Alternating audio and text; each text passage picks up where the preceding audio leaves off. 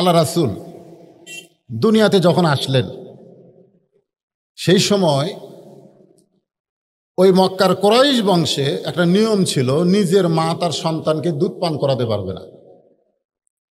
সবচাইতে দামি বংশের নাম কি? কুরাইশ বংশ।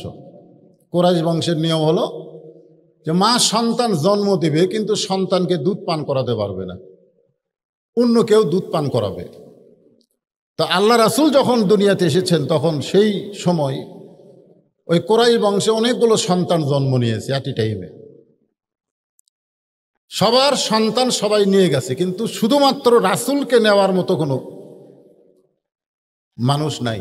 আপনারা বলেন, জন্ম থেকেই যদি সবাই তাকে রাসূল হিসাবে জানতো তাহলে কি অভাব হতো? কেউ নেয় না। সেই সোবে সাদেকে রাসূল জন্ম নিয়েছে, সোবে সাদেক, অথচ দুপুর গড়ে যায়, কেউ নেয় না। ইবনে ইসহাক এই কিতাবের মধ্যে বর্ণনা করেছেন, একজন মহিলা রাসূলকে নেওয়ার নিয়তে আসে নাই, মক্কার কুরাইশ বংশের একটা ধনী ছেলেকে নেওয়ার নিয়ে দিয়েছিলেন। একজন মহিলা, তার নাম হলো হালিমাতুস সাদিয়া। তার নাম কি? আমি নিজে আপনাকে দোয়ায় হালিমাতুস সাদিয়ার সে বাড়ি দেখে এসেছি, যে বাড়িতে রাসূল লালন পালন হয়েছে। বর্তমান সে বাড়িটা আছে তায়েফে। জোরে কান কোথায়? তায়েফে। তায়েফে সে বাড়িটা এখনো আছে, এখনো ওই বাড়িটা নষ্ট হয়নি। আপনার হয়তো বলবেন, হুজুর সেই 1400 বছর আগে হালিমার বাড়ি এখনো নষ্ট হয়নি। আল্লাহ যদি নষ্ট না করে, যদি উম্মতের জন্যে এটা চিহ্নস্বরূপ কিয়ামত পর্যন্ত রেখে দেয়, আপনারা বলেন তো নষ্ট হবে? নূহ আলাইহিস সালামের সময় তো আপনারা একটা ঘটনা জানেন যে গোটা পৃথিবী ধ্বংস হয়ে গেছে, কিন্তু একটা বুড়ির বাড়ি কিছুই হয়নি। একটা বুড়ির বাড়ি কি হয়নি? কিছুই হয়নি। তাহলে সব পাহাড় পোহাড় সব ডুবে গেল, অথচ বুড়ির ঝুবড়ি বাড়িটা কিছুই হলো না। নূহ নবী বুড়িকে বললেন, বুড়ি মা সব ধ্বংস হয়ে গেল, আপনার বাড়ি তো ঠিকই থাকলো। কি আমল করেন যে আমল করার কারণে আপনার বাড়ি কিছুই হলো না এত বড় বন্যাতে? বুড়ি বলতেছে, আমি সে আল্লাহকে বিশ্বাস করি, আল্লাহর প্রতি তাওয়াক্কুল করি, আমার অন্তরে সবসময় আল্লাহ। তো রাখে আল্লাহ মারেকে, যদি আল্লাহ হেফাজত করে কিয়ামত পর্যন্ত সেটা নষ্ট হবে? ওই হালিমাতুস সাদিয়ার বাড়ি এখনো ওই অবস্থায় আছে। যারা তায়েফে বেড়াতে যাবেন ওখানে গেলে দেখতে পাবেন হালিমাতুস সাদিয়ার বাড়ি। ওই বাড়িতে ঢুকে আমি 2 রাকাত নফল নামাজ আদায় করলাম। আদায় করার পরে আমি ওই দেওয়ালের দিকে তাকায়, দেখে আরবিতে কিছু জিনিস লেখা আছে, আরবি দিয়া। সে আরবিতে যে জিনিসগুলো লেখা আছে সেটা হচ্ছে হালিমাতুস সাদিয়ার বয়ান। তিনি যখন পড়ন্ত বিকালবেলা মক্কা আসলেন ধনী ঘরের একটা সন্তান নেওয়ার জন্য, কিন্তু রাস্তার মধ্যেই কিন্তু জানতে পারলেন যে ধনী ঘরের কোনো সন্তান নাই, সব নিয়ে চলে গেছে। হালিমাতুস সাদিয়া বলেন, আমি অত্যন্ত রাগান্বিত হলাম আমার গাধার উপরে, কারণ আমার দুর্বল গাধা যদি জোরে জোরে হাঁটতো তাহলে আমিও ধনী ঘরের সন্তান পেতাম। আমি আমার দুর্বল গাধাকে আঘাত করে বললাম, খামাখা মক্কায় গিয়ে কোনো লাভ হবে না, বরং বাড়িতে ফিরে যায়। এ কথা বলার সঙ্গে সঙ্গে গাধা যেন কোত্থেকে শক্তি পেল, এত জোরে মক্কায় দৌড়ানো শুরু করলো। একেবারে আল্লাহর নবী যেই ঘরে জন্ম নিয়েছে সেখান থেকে মাত্র 10 গজ দূরে গিয়ে গাধা পড়ে গেল। হালিমাতুস সাদিয়া বলেন, বয়ান করেছে ওখানে, আমি তাকায় দিকে একটা বুড়ো মানুষ, রাসূলের দাদা, নাম কি? Abdul Muttalib. আসলে আল্লাহর যে 99টা নাম আছে তার মানে তার মধ্যে ইয়া মুত্তালিবু নাই। আমার কথাটা খেয়াল করবেন, এটা আপনাকে জন্য বলতেছি। আব্দুল, আব্দুর, এটা কোন নামের আগে হয়? আল্লাহর 99টা নাম যারা রাখে, যেরকম রহমান, রহিম, রশিদ, এইগুলা নামের আগে আব্দুর শব্দ থাকতে হবে, কারণ রশিদ আল্লাহর নাম, রহিম আল্লাহর নাম, রহমান আল্লাহর নাম। আল্লাহর সেপতি নাম যদি আপনার সন্তানে রাখতে চান বা আপনার রাখতে চান, তাহলে শুধু রহমান বলে ডাকা হবে না, ডাকতে হবে আব্দুর রহমান, রহমানের গোলাম। কিন্তু এই ৯৯টা আল্লাহর নামের মধ্যে মোত্তালেব নাই। এই জন্য আমরা অনেকে কিন্তু ভুল করে আমাদের সন্তানের নাম আব্দুল মোত্তালেব রাখি। এরকম আছে না নাই? আমাকে অনেকে বলে, হুজুর আমার নাম আব্দুল মোত্তালেব। না, আব্দুল মোত্তালেব রাখা যাবে না। আল্লাহ ৯৯টা নাম যাদের আছে তারা শুধু আব্দুল, আব্দুর, আব্দুল এই শব্দগুলো নামের আগে। কিন্তু আব্দুল মোত্তালেব তো তখন আর এগুলো বোঝেনি, নাম তার আব্দুল মোত্তালেব হিসেবে আমরা জানি, রাসূলের দাদা। 2 হাত প্রসারিত করে হালিমাতুস সাদিয়ার দিকে তাকায় বললেন, মা, তুমি আসার আগে অনেক মহিলা এসেছিল, সব ধনী ঘরের সন্তান নিয়ে গেছে। আমার ঘরে এতিম অনাথ একটা সন্তান জন্ম নিয়েছে, জন্মের 6 মাস আগে যার বাবা দুনিয়া থেকে বিদায় নিয়েছে। তুমি কি আমার সেই এতিম নাতিকে নিবা? হালিমাতুস সাদিয়া বলে, মুরব্বী, মক্কার ধনী ঘরে কোনো সন্তান নাই, রাস্তার মাঝখানেই জানতে পেরেছি। কিন্তু আমার দুর্বল গাধা কোথা থেকে শক্তি পেয়ে যেন আপনার বাড়ির দরজা পর্যন্ত চলে আসলো। সেই গাধা এসে ঘুরমিকে পড়ে গেল। এখন আমার বাড়িতে আমি ফিরে যাব কেমনে? আপনি যখন এমন করে বলতেছেন, আমি আপনার নাতিকে নিতে পারবো কিনা জানি না, তবে একটা বার শুধু আপনার নাতিকে আমি দেখতে চাই। হালিমাতুস সাদিয়া বলেন, শুধুমাত্র দেখার জন্য ঘরের ভিতরে আমি প্রবেশ করলাম। প্রবেশ করে তাকায় দেখি আমাদের নবীর মা আমিনা। আফসোস করে বলতেছেন, বুবুজান, কোথ থেকে আপনি আসলেন? আমার এতিম বাচ্চাকে একবার দেখেন। হালিমাতুস সাদিয়া বলে, তাকানোর সঙ্গে সঙ্গে ওই বাচ্চাটার চেহারার দিকে তাকানোর সঙ্গে সঙ্গে এমন একটা শক্তি আমার শরীরের মধ্যে আসলো, আমার কলিজা ভরে দরদে সন্তানের জন্য ভরে গেল। ধরে করুন সুবহানাল্লাহ। এটা হলো রাসূলের মিলাদ, এটা হলো রাসূলের মিলাদ। হালিমাতুস সাদিয়া তিনি বলেন, আমি তখন সন্তানকে কোলে নিলাম। কোলে নেওয়ার সঙ্গে সঙ্গে আমার দুর্বল শরীর শক্তিশালী হয়ে গেল। এটা হালিমাতুস সাদিয়া বয়ান করেছে। রাসূলের দেহকে, ছোট্ট একটা বাচ্চাকে কোলে নেওয়ার কারণে আমি যদি দুর্বল মানুষ শক্তিশালী হতে পারি, সেই রাসূলের সুন্নাতকে তোমরা যদি গ্রহণ করো, গোটা পৃথিবীর কোনো শক্তি তোমাদের সামনে দাঁড়াতে পারবে না। জোরে বলেন কথা ঠিক কিনা? আজকে আমাদের বাংলাদেশে রাসূলের সুন্নাতকে যারা গ্রহণ করেছে তারা সবল না দুর্বল? একটু বলেন, কোনো ভয় নাই। আপনারা শুনেছেন যে আমরা মসজিদে যখন মুয়াজ্জিন আজান দেয়, আপনারা বলেন তো, আজান দেওয়ার পরে যারা নামাজ পড়ে, যারাই নামাজ পড়ে, আওয়ামী লীগ কন, বিএনপি কন, জাতীয় পার্টি কন, জামাত কন, তাবলিগ কন, পীর মুরিদি কন, যারা নামাজ পড়ে তারা কি কোনো দিন বলে যে আওয়ামী লীগ আজান দিল, বিএনপি আজান দিল, ওটা আওয়ামী লীগের মসজিদ, ওটা জামাতের মসজিদ? এটা কি কোনোদিন বলে? কারণ যারা নামাজ পড়ে তারা কিন্তু তখন আর কোনো দলের দিকে তাকায় না। আল্লাহর হুকুম নামাজ পড়ার জন্য তারা মসজিদের মধ্যে প্রবেশ করে। জোরেগণ ঠিক কিনা? আপনারা বলেন তো, যে বর্তমান যেই দল ক্ষমতা আছে, এই দল কি বাম পায়ে ঢোকে না ডান পায়ে ঢোকে? কথা কয় না। বিএনপি কোন পায়ে ঢোকে? যাই মসজিদের মধ্যে ঢুকতেছে, ডান পায়ে আল্লাহুম্মা আফতাহলি আবওয়াবা রহমাতিক। যতক্ষণ মসজিদের মধ্যে থাকবে, আপনার কি কোনোদিন দেখছেন যে সরকারি দল সামনে কাতার, বিরোধী দল দ্বিতীয় কাতার? দেখছেন কোনোদিন? বরং আমি নিজের চোখে দেখছি আওয়ামী লীগ, বিএনপি, জামাত, যদি জামাত ইসলাম সামান্য পিছনে থাকে, আওয়ামী লীগের পিছনে ঠেলা দেয়া কাতার সোজা করো। জোরে কোন ঠিক কিনা? তার মানে ওখানে কি বুঝাচ্ছে? যে তুমি যত আওয়ামী লীগ করো, জামাত করো, বিএনপি করো, বেড়া করো, ঘরের মধ্যে ঢোকার পরে কোনো দল চলবে না, সবাইকে এক দল হওয়া লাগবে। জোরে কোন কথা ঠিক কিনা? তা আমরা কে কোন দল করি সেটা ভিন্ন কথা, কিন্তু কোরআনের সামিয়ানার মধ্যে যখন আইছি তখন হলো সব দল বাদ দেওয়া লাগবে। এই মুহূর্তে আমরা এক দল। জোরে কোন কয় দল? একদল, আমরা রাসূলের উম্মত। রাসূলের শাফাত ছাড়া জান্নাতে যাবেন এমন কোনো নবীও নাই, এমন কোনো নবী নাই যে নিজের আমল দিয়ে জান্নাতে যাবে যতক্ষণ পর্যন্ত আমাদের নবী সুপারিশ না করবে। এই জন্যই তাকে বলা হয় শাফিউল মুজলিমিন। আমরা সেই নবীর উম্মত। আমি সেই নবীকে নিয়ে আলোচনা করতেছি। হ্যাঁ, যারা দাঁড়িয়ে আছেন বেশিক্ষণ দাঁড়িয়ে থাকতে পারবেন না, বসেন।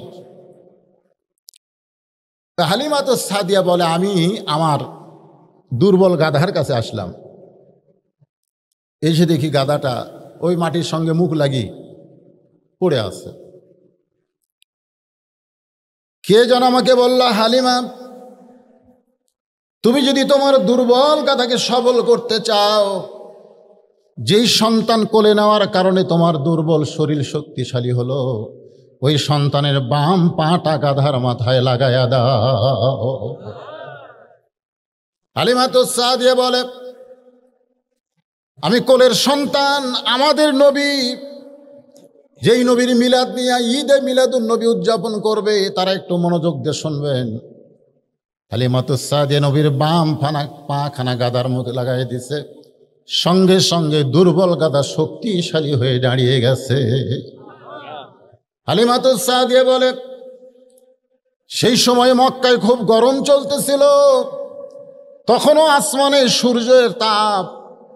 আমি সন্তানকে কোলে নিয়ে গাধার পিঠে চড়ে যখন বনি সাদ গোত্রের দিকে রওনা দিলাম, আসমানের সূর্যের তাপ যেন সন্তানের গায়ে না লাগে, এজন্য আমার আঁচল দিয়ে সন্তানকে ঢাকতে চাই। এমন সময় দেখি একখণ্ড মেঘ এসে আমার মাথা বরাবর ছায়া দেওয়া শুরু করেছে। সেই মেঘের ভিতর থেকে এত সুন্দর একটা বাতাস আমার শরীরে লাগতেছে। আমি বললাম, আমি দুর্বল ছিলাম, গাধা দুর্বল ছিল, সূর্যের তাপে আমার দেহ পুড়ে গেল। তখন তুমি মেঘ ছিলে না, মেঘের মধ্যে বাতাস ছিল না, এখন কোত্থেকে কে যেন আমার কানে কানে বলতেছে, হালিমা, যেই সন্তানকে তুমি কোলে ধারণ করেছো, বুকে ধারণ করেছো, এই সন্তানকে কোলে নেওয়ার কারণে আসমানের মেঘ তোমার মাথার ছায়া হয়েছে, আর জান্নাতের বাতাস আল্লাহ তোমার শরীরে বহায়া দেয়। হালিমাতুস সাদিয়া বলেন, সেই নবীকে কোলে নেওয়ার কারণে, শুধু কোলে, আমার তখন ঈমান ছিল না, শুধু ছোট্ট নবীকে কোলে নেওয়ার কারণে আসমানের মেঘ যদি ছায়া দেয়, জান্নাতের বাতাস যদি আমার শরীরে আল্লাহ বহায়, আর সেই নবীর সুন্নাতকে যদি আমরা গ্রহণ করি, তাহলে আমরা দুর্বল না সবল? কিন্তু আমার প্রশ্ন বারবার আপনাদের কাছে, বর্তমানে যারা রাসূলের সুন্নাহ অনুযায়ী চলতে চায়, তারা কি সবল না দুর্বল? কেন দুর্বল? কেন দুর্বল? এই জিনিসটাকে বোঝানোর জন্যই আমি একটা আয়াতে কারিমা তেলাওয়াত করেছি খুতবার ভিতরে। ইন্নামাল মুমিনুনা আল্লাযীনা ইযা যুকিরাল্লাহু ওয়াজিলাত কুলুবুহুম। আয়াতটা বলেছে, আপনাদের মনে হচ্ছে? ইযা যুকিরাল্লাহু ওয়াজিলাত কুলুবুহুম ওয়া ইযা তুলিয়াত আলাইহিম আয়াতুহু যাদাতুহুম ঈমানাও ওয়া আলা রাব্বিহিম ইয়াতাওয়াক্কালুন। আল্লাহু আকবার। হালিমাতুস সাদিয়ার বাড়িতে ইবনে ইসহাক বয়ান করেন 6 বছর নবী ছিলেন। জোরে বলেন, কয় বছর? 6 বছর পরে যখন নবী মক্কায় আসলেন, এসেই নবী এক সময় বায়না করেছিলেন, আমার বাবা কোথায়? আমিনা তার শ্বশুরের কাছে গিয়ে বললেন, আপনার নাতি যে বাবা বাবা বলে কান্দে, সেই বাবা কোথায়? সেই বাবার কবর জিয়ারত করতে গিয়া মা আমিনা দুনিয়া থেকে বিদায় নিয়ে চলে গেলেন। আমাদের নবী সম্পর্কে আল্লাহ কোরআনে বলেছেন, আলাম ইয়াজিদিকা ইয়াতীমান ফাআওয়া। আপনাকে আমি এতিম হিসাবে পেয়েছি। জোরে কর সুবহানাল্লাহ। আমাদের নবী এতিম, 6 বছর বয়সে মা চলে গেল। ইবনে ইসহাক বর্ণনা করেন,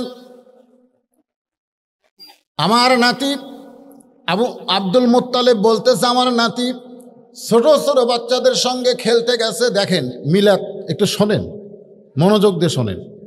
পাহাড়ি এলাকায় খেলতে খেলতে সূর্য যখন অস্তমিত, এমন সময় অনেক সন্তানের বাবারা গিয়া সন্তানকে নিয়ে তাদের বাড়িতে চলে এসেছে। কিন্তু আমাদের নবীকে কে নিবে? নবীর যে কোনো বাবা নাই। 6 বছরের নবী বাবা বাবা বলে কানতে কানতে পাহাড়ের উপরের দিকে উঠতেছে। ঠিক ওই সময় পাহাড়ের কিনারা দিয়ে উঠের পিঠে চলে যাচ্ছে আবু জেহেল। যে আবু জেহেলকে আমরা অত্যন্ত খারাপ মনে করি, অত্যন্ত খারাপ মনে করি, অথচ আপনারা খুশি হবেন, সর্বপ্রথম আল্লাহর নবীকে আল আমিন এই ডিগ্রিটা আবু জেহেলি দিয়েছে। বলেন সুবহানাল্লাহ। নবীর বয়স তখন কয় বছর? মাত্র 6 বছর। উটের পিঠে চড়ে আবু জেহেল যাচ্ছে, আর 6 বছরের বাচ্চা বাবা বাবা বলে কাঁদতেছে। ইবনে ইসহাক বয়ান করেন, আবু জেহেল তার উটটাকে মাটিতে বসায় দিয়া এক দৌড়ে গিয়া নবীকে বুকের সঙ্গে জাপটে ধরে বললেন, বাবা তুমি যতই বাবা বাবা বলে কান্দো, তোমার বাবা কোনোদিন তোমাকে নিতে আসবে না, বরং আমি তোমাকে বাবার দরদ দিয়া আমার উটের পিঠে করে তোমার দাদা পর্যন্ত আমি তোমাকে পৌঁছায় দিব। আসলে তখন তার নাম কিন্তু আবু জেহেল ছিল না। যে সময় আল্লাহ রাসূলকে বুকে ধারণ করেছে, উটের পিঠে করে দাদার কাছে পৌঁছায় দিবে, সেই সময় তার নাম কিন্তু আবু জেহেল ছিল না। তার আসল নাম হচ্ছে উমর ইবনুল হিসাম। আবু জেহেলের আসল নাম কি? নামটা খেয়াল হবে। আল্লাহ নবী সবসময় 2টা উমরের জন্য আল্লাহর কাছে বলতেন, আল্লাহ এই 2টা উমরকে যদি তুমি হেদায়েত দাও তাহলে ইসলাম প্রচারে আমার আর কোনো সমস্যা হবে না। কয় উমর? জোরে কোন কয় উমর? 2 উমর। একটা হলো উমর ইবনুল খাত্তাব, আর একটা হলো উমর ইবনুল হিসাম। আর চেয়ারম্যান সাহেব, হ্যাঁ মাশাআল্লাহ, আপনাদের আজকের মাহফিলের সম্মানিত প্রধান মেহমান বর্তমান চেয়ারম্যান সাহেব, হ্যাঁ তিনি মঞ্চে উপবিষ্ট হয়ে গেছেন। প্রধান অতিথিও আসবেন মনে হয় নাকি?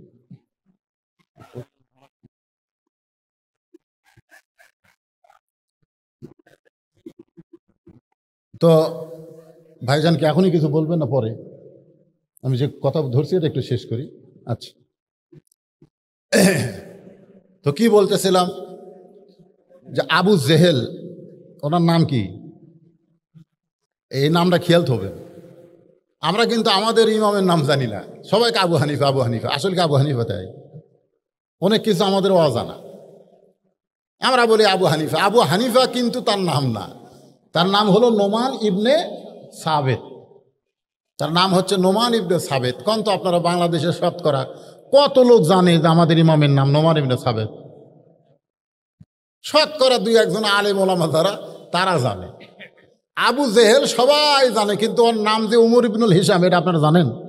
জানেন না। আজকে এটা মুখস্থ রাখবেন। রাসূল সবসময় বলতেন, আল্লাহ এই 2টা উমরকে তুমি হেদায়েত দাও আল্লাহ, তাহলে ইসলাম প্রচারে আমার খুব সহজ হবে। আল্লাহ নবীর দোয়া আল্লাহ কবুল করেছেন, তবে 2 উমরের জন্য করে নাই, 1 উমরের জন্য করেছেন। ওমর ইবনুল খাত্তাব আল্লাহ নবীকে হত্যা করতে এসে মুসলমান হয়ে গেলে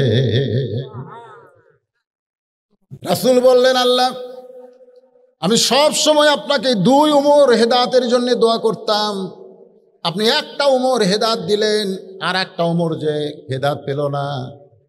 আল্লাহ বললেন, ইয়া রাসূলুল্লাহ, দোয়া দিয়ে যদি সব কাজ হয়ে যায়, দোয়া দিয়ে যদি সব কাজ হয়ে যায়, তাহলে আপনি দাওয়াতে বন্ধ করে দিবেন।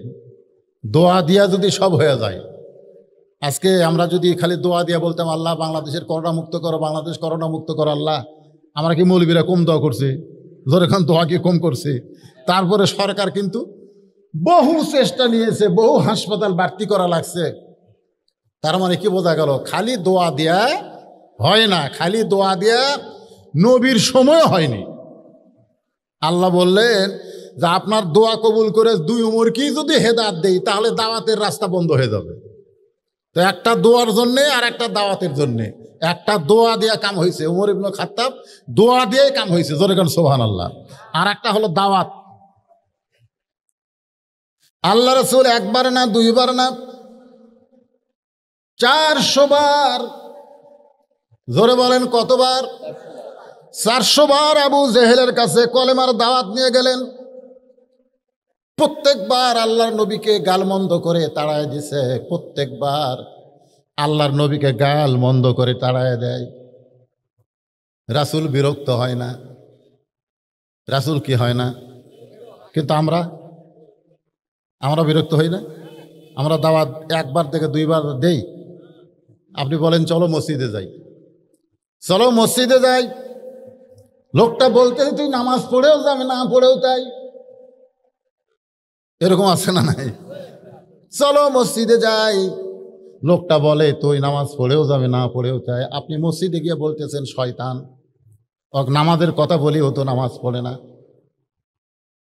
ও কিন্তু আপনাকে মারে নাই, কিন্তু নবী আবু জেহেলকে দাওয়াত দিবার যে পাথর মারছে, নবীর কপাল ফেটে গেছে, রক্ত বের হয়ে গেছে। এরপরেও আল্লাহর নবী দাওয়াত দেওয়া ছাড়ে নাই।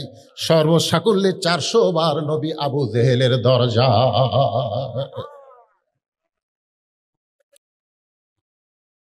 নবী মনে মনে কি যেন বলবেন, এমন সময় আল্লাহ কোরআনের আয়াত নাজিল করলেন, উদউ ইলা সাবিলি রাব্বিকা বিল হিকমা মাউইজাতিল লিল হাসানা। জোরে কান সুবহানাল্লাহ। ডাইরেক্ট যখন হচ্ছে না, তখন আপনি হিকমতের সাথে কাজ করেন। প্রতিদিন বলতেছি ভাই চেয়ারম্যান সাহেব চলেন মসজিদে যাই। চেয়ারম্যান বাদ দিলাম, চেয়ারম্যান করলাম না। আপনাদের মধ্যে একজনকে বলতেছি চলো ভাই মসজিদে যাই। কই হুজুর আপনি নামাজ পড়েও তাই, আমি না পড়েও তাই। আপনি নামাজ পড়ে কি ভালো আছেন, আর আমি নামাজ না পড়ে কদ্দুর খারাপ আপনি দেখান। আমার এক পানের দোকান আমাকে বলতেছে হুজুর সামনে কাতারে যারা নামাজ পড়ে আমার খাতা দেখেন, 200 টাকা 300 টাকা করে পান খাচ্ছে। টাকা চালি কই কে রে, আমি মরছি, আমি মরছি। গরম হয়ে যায়, ওরা সামনে কাতার নামাজ পড়ে। আর একটা লোক বেনামাজি 10 টাকা বাকি খায় না। আমি তুলি ভাই 10 টাকা করে, না ভাই দিয়ে যায়, কখন মর্ম জানি না ভাই। আমার পানের দোকানদার, আমি বুঝলাম যে নামাজের চাইতে বেনামাজি ভালো। কি বুঝতেছেন? আজকাল অনেক নামাজি আছে বেনামাজির চাইতেও খারাপ। জোরে কোন আছে না নাই? এই জন্য আল্লাহ কোরআনে বলেন, ফাওয়াইলুল লিল মুসাল্লিন আল্লাযীনা হুম আন সালাতিহিম সাহুন আল্লাযীনা হুম ইরাউন ওয়া ইয়ামনাউনাল মাউন। আল্লাহু আকবার। আল্লাহ বলেছেন, ইন্নাস সালাতা তানহা আনিল ফাহশাই ওয়াল মুনকার। একমাত্র নামাজই পারে মানুষকে যাবতীয় খারাপি থেকে বাঁচায় দিতে। অথচ নামাজ পড়ে, নামাজ পড়ার পরেও অন্যায় করে, এরকম নামাজে আছে না নাই? এই জন্যই তো বেগম মমতাজ, এই যে বর্তমানে এমপি, একটা গান গাইছে, আগে করো রে মন আখেরের কাজ, ধ্যান যুগে হয় দিলের নামাজ, ও তোমার পাঞ্জে গানা নামাজ পড়া লাগবে না। আল্লাহ কয় নামাজের জোরে ফায়েশা যাবে দূরে, পাক কোরআনে রয়াছে ঘোষণা। এখন আকাম কুকাম নামাজ রোজা একসাথে বান্দিয়া বোঝা, জাহান্নামে দিয়াছ রওয়ানা। আজ কেন আল্লাহর সালাত ধরতে পারলা না? নামাজ পড়ার কথা কোরআনে কোনো জায়গায় নাই। নামাজ ধরার কথা আছে, নামাজ কায়েমের কথা আছে। জোরে বলেন কথা ঠিক কিনা? সময় হলে এই আয়াতের ভিতর দিয়ে আমি আপনাদের বোঝানোর চেষ্টা করব। তবে যেটা বলতেছি একটু মনোযোগ দিয়ে শোনেন। আবু জেহেল বুকের মধ্যে করে নবীকে নিয়ে আসলেন।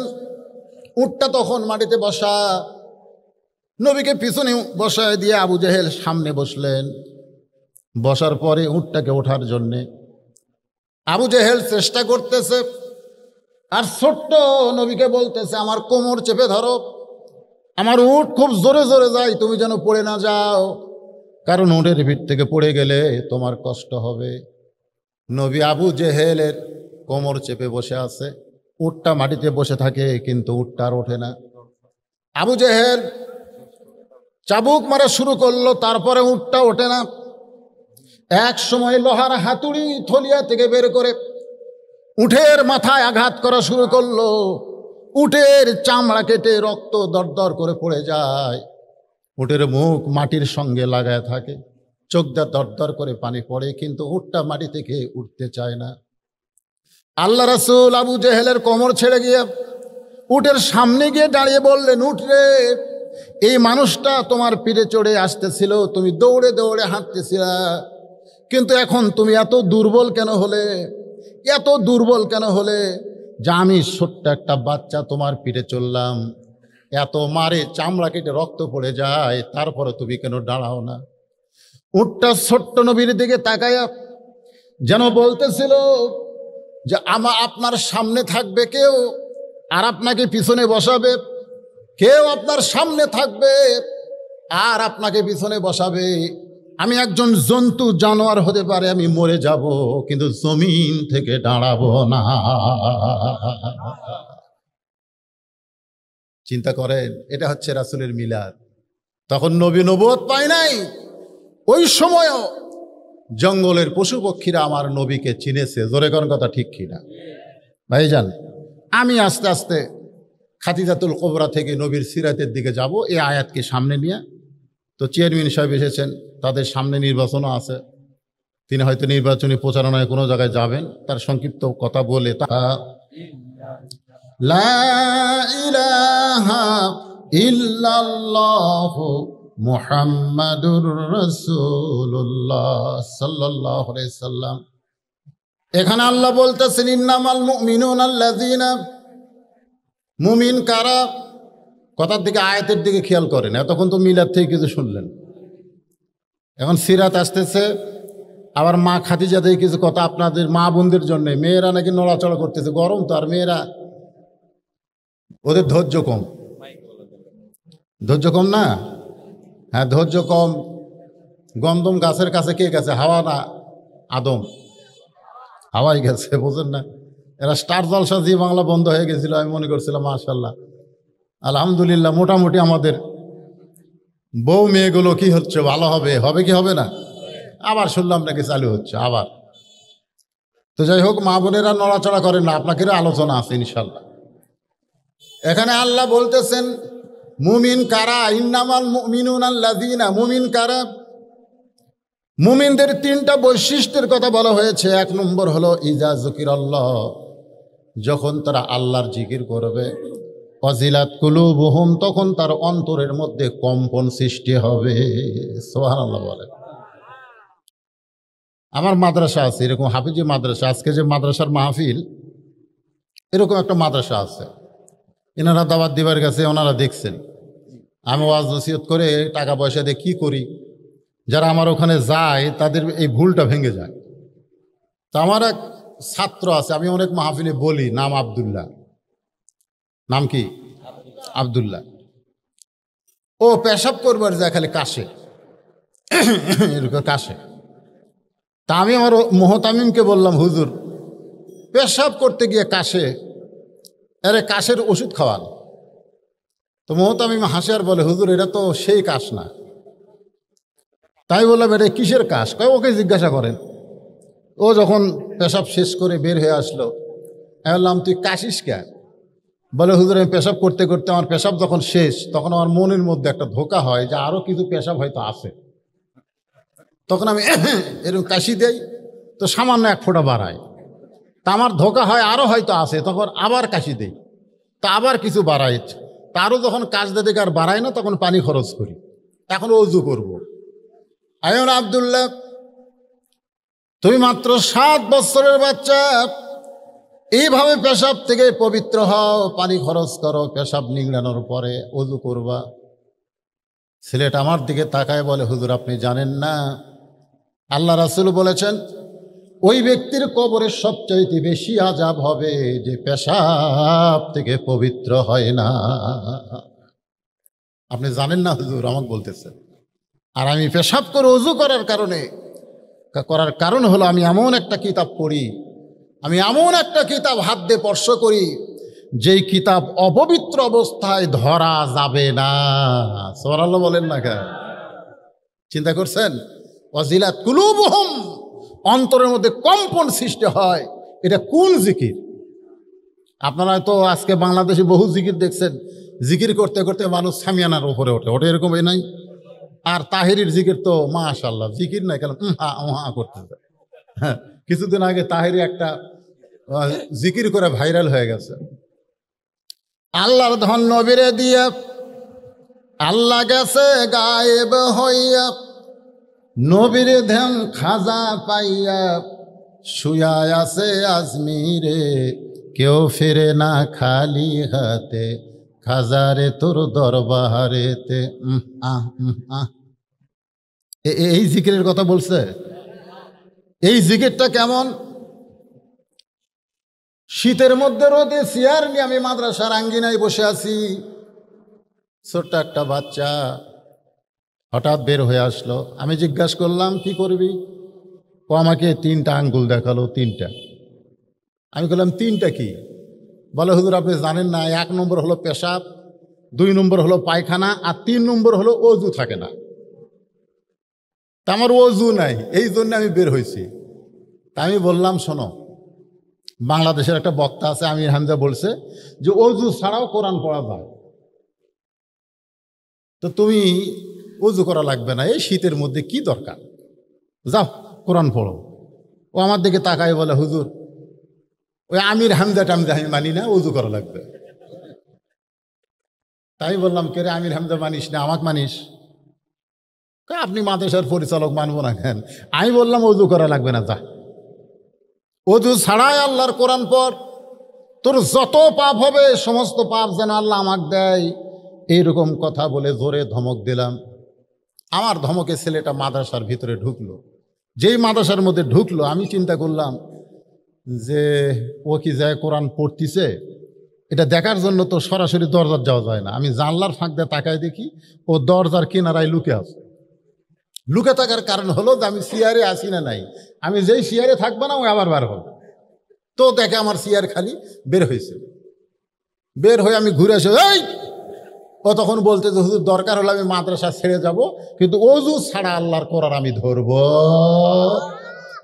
তখন আমি বুঝতে বললাম ওয়াজিলাত কুলুবুহুম, অন্তরের মধ্যে কম্পন সৃষ্টি করে সেই জিকির, সেই জিকিরটার নামই হচ্ছে আল্লাহর কোরআন। বিশ্বাস না হয় আপনারা সকালবেলা যখন এই বাচ্চারা কোরআন শরীফ পড়ে দেখবেন, কোরআন শরীফ পড়ার সময় কিন্তু এরকম একটা ঝোঁক ওঠে, ওঠে কি ওঠে না? এরকম একটা ঝোঁক। আমি চিন্তা করলাম এই ঝোঁকটা কি ওরা ইচ্ছা করে দেয় না ওঠে? এই ওয়াজিলাত কুলুবুহুম এটা বুঝতে গিয়ে আমি পিছন দিক দিয়ে এক ছেলেকে এর খপ করে ধরলাম, ওর ঝোঁকটা বন্ধ, ওর পড়াও বন্ধ। তাই আমি বললাম পড়, কয় না হুজুর ছাড়াই দেন, ছাড়াই দেন হুজুর। যেই ছাড়াই দিলাম আবার শুরু করলো। তখনই বুঝলাম এখানে যে জিকির দিয়ে অন্তর মধ্যে কম্পন সৃষ্টি হবে সেই জিকিরের নাম হচ্ছে আল্লাহর কোরআন। জোরে বলেন সুবহানাল্লাহ। আজকে সেই কোরআনের মাদ্রাসার মাহফিল। হাফেজ সাহেব আমাকে বলতে যে হুজুর মেয়েরা সব উঠে যাচ্ছে, আপনি ওয়াজ করেন সারা রাত নবীর সিরাত নিয়ে, অসুবিধা নেই, কিন্তু এই মানুষ উঠে গেলে বুঝতেছেন না, এই সময়ে যে অসময় মাহফিল করা নিয়ত করেছিল যে চেয়ারম্যান 5-6 জন প্রার্থী হবে, আসবে 5-6 হাজার করে টাকা দিবে, কিছু টাকা হবে, মেম্বাররা কিছু আসবে, তারা 1000 করে দিলে কিছু হবে। কিন্তু আমি তো দেখি তো শূন্য মাঠে গোল হয়ে যাচ্ছে, কিছুই হচ্ছে না। তো এক চেয়ারম্যান সাহেব আসছে, আর বাদ বাকি চেয়ারম্যানেরা কেউ আসেনি। তো এরা যে নিয়ত করছিল সে নিয়তটা তো পুরা হচ্ছে না। এখন আপনারাও যদি আবার মাঝখান থেকে উঠে যান, আমার মাহফিল থেকে তো লোক উঠে যায় না রে, ঠিক আছে, তারপরেও তার ভিতরে একটা সন্দেহ ঢুকে গেছে। এই সন্দেহটা দূর করার জন্য আমি প্রাণ খুলে আপনাদের সামনে রাত 1টা পর্যন্ত যদি ওয়াজ করি, কোনো সমস্যা আছে? আগামীকাল কি আর ওয়াজ আছে? তো হঠাৎ একদিন ওয়াজ একটু বেশি শুনলে অসুবিধা কি? তো আপনাদের কাছে একটু রুমাল নিয়ে যাচ্ছে ছাত্ররা, আপনারা এই যে পকেটের কামটা করেন, 10, 20, 50, 100 যে যা পারেন আল্লাহর হস্তে 5 মিনিটের মধ্যে দিয়ে তারপরে ইনশাল্লাহ কন্টিনিউ এক ধার। মনে আছে আপনাদের? একটা দোয়া দিয়ে আল্লাহ কবুল করেছেন, তার নাম হলো উমর ইবনুল খাত্তাব। আর একটা দোয়া কবুল হয় নাই দাওয়াতের জন্যে, আল্লাহ রাইখা দিয়েছেন। এবং আল্লাহ রাসূল একবার না দুইবার না 400 বার তাকে কলেমার দাওয়াত দিয়েছে। মনে আছে না ভুলে গেছেন? হ্যাঁ।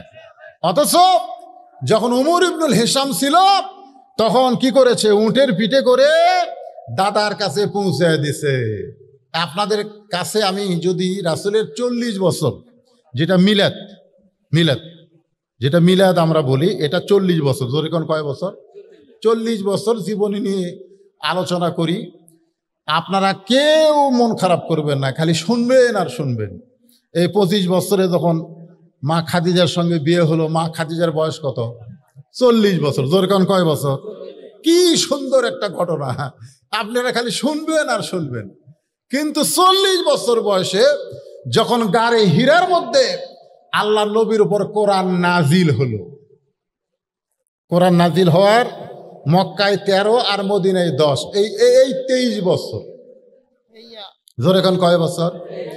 এই 23 বছরের কথা যখন বলবার যাব, মক্কার কথা মোটামুটি খালি দাওয়াত আর দাওয়াত, কিন্তু মদিনায় হিজরতের পরের কথা যখন বলতে যাব, তখন কিন্তু রাসূল শুধু রাসূল ছিলেন না, তিনি একজন রাষ্ট্রনায়ক ছিলেন। জোরে কোন কথা ঠিক কিনা? তিনি কি ছিলেন? তিনি কিন্তু বদরের যুদ্ধ করেছেন। আল্লাহ রাসূলের জীবনী পড়ে দেখেন, তিনি শুধু দাওয়াতই দিচ্ছেন, হাত ধরে খালি তেলতেলা করছেন তা কিন্তু না, তার জীবনে 27টা যুদ্ধে তিনি স্বয়ং অংশগ্রহণ করেছেন। জোরে কোন সুবহানাল্লাহ। তো এই ব্যাপক আলোচনা আপনাদের সামনে তো করা লাগবে, কি কর। তো অল্প সময়ের মধ্যে আলোচনাগুলো আমি আপনাদের সামনে করব, কোনো সাইড বাদ থাকবে না, কারণ রবিউল আউয়াল মাস। তো এখন আমার মা বোনেরা যারা পর্দার অন্তর আছেন, আপনারা শোনেন, 40 বছরের খাদিজার কিন্তু একটা ডিগ্রি ছিল। আপনারা বলেন তো খাদিজার কি ডিগ্রি ছিল? হ্যাঁ, জানেন না? 2টা ডিগ্রি, একটা রাসূল দিয়েছে আর একটা আল্লাহ দিয়েছে। রাসূল দিয়েছে খাদিজাতুল কুবরা, খাদিজাতুল, আর আল্লাহ দিয়েছেন খাদিজাতুত তাহিরা। খাদিজাতুত তাহিরা, খাদিজা হচ্ছে পবিত্র নারী। জোরে কোন সুবহানাল্লাহ। আমার মায়েরা বোনেরা যারা পর্দার অন্তর আছেন, একটু খাদিজার জীবন থেকে শোনেন, কারণ খাদিজা একজন ভালো মহিলা ছিল বলে আল্লাহ তার পেট থেকে মা ফাতেমাকে দুনিয়াতে পাঠাইছেন, যেই ফাতেমা হলো নারীদের জান্নাতীদের সরদার। একটু ইশারা দিলাম। 25 বছর বয়সে খাদিজার সঙ্গে নবীর বিয়ে হচ্ছে। কিভাবে বিয়ে হলো? খাদিজা হচ্ছে মক্কার সবচাইতে ধনী। গোটা মক্কা শহরে, গোটা মক্কা এলাকায় এত বড় ধনবতী কেউ ছিল না। বলেন সুবহানাল্লাহ। একদিন বেলকুনিতে বসে আছেন,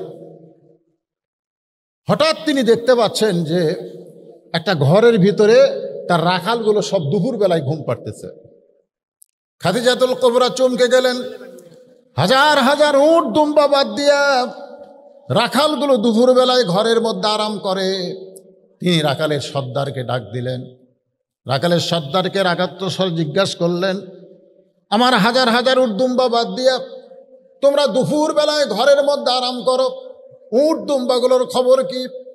রাখালের সর্দার বলে, মালকিন, এমন একজন রাখাল আমরা ভাগ্যগুণ পেয়েছি, যে রাখালির চাকরিতে জয়েন করার পরে আপনার উট দুম্বাগুলো সব ভদ্র হয়ে গেছে। রাখাল যদি শাহাদত আঙ্গুলি তুলে বলে, উটগুলো খাও, দুম্বাগুলো খাও, তখন খাওয়া শুরু করে। যখন শাহাদত আঙ্গুল তুলে বলে খাওয়া বন্ধ করো, তখন খাওয়া বন্ধ করে। যখন বলো চলো যাই, সঙ্গে সঙ্গে উটের লাইনে উট, দুম্বার লাইনে দুম্বা, একেবারে সারিবদ্ধ হয়ে বাড়ির দিকে রওনা দেয়। রাখালের মুখে এই কথা শুনে খাদিজাতুল কুবরা বলে যে জন্তু জানোয়ার রাখালের বাধ্য হয়, এই গাঁজাখুরি কথা তুমি আমাকে বলবা আর আমি বিশ্বাস করব? তখন কিন্তু আমাদের নবী না, আমাদের নবী কিন্তু তখন কয় বছর? 25 বছর। জোরে কোন কয় বছর? 25 বছর বয়স। সেই সময় খাদিজাতুল কুবরা বলতেছে রাখালকে যে উট দুম্বাগুলা, জন্তু জানোয়ারগুলো একটা রাখালের বাধ্য হয়, এই কথা তুমি বলবা গাঁজাখুরি আর আমি বিশ্বাস করব। রাখালের সর্দার বলে, যদি আপনার বিশ্বাস না হয় তাহলে আপনি তদন্ত করতে পারেন, আপনি তদন্ত করেন।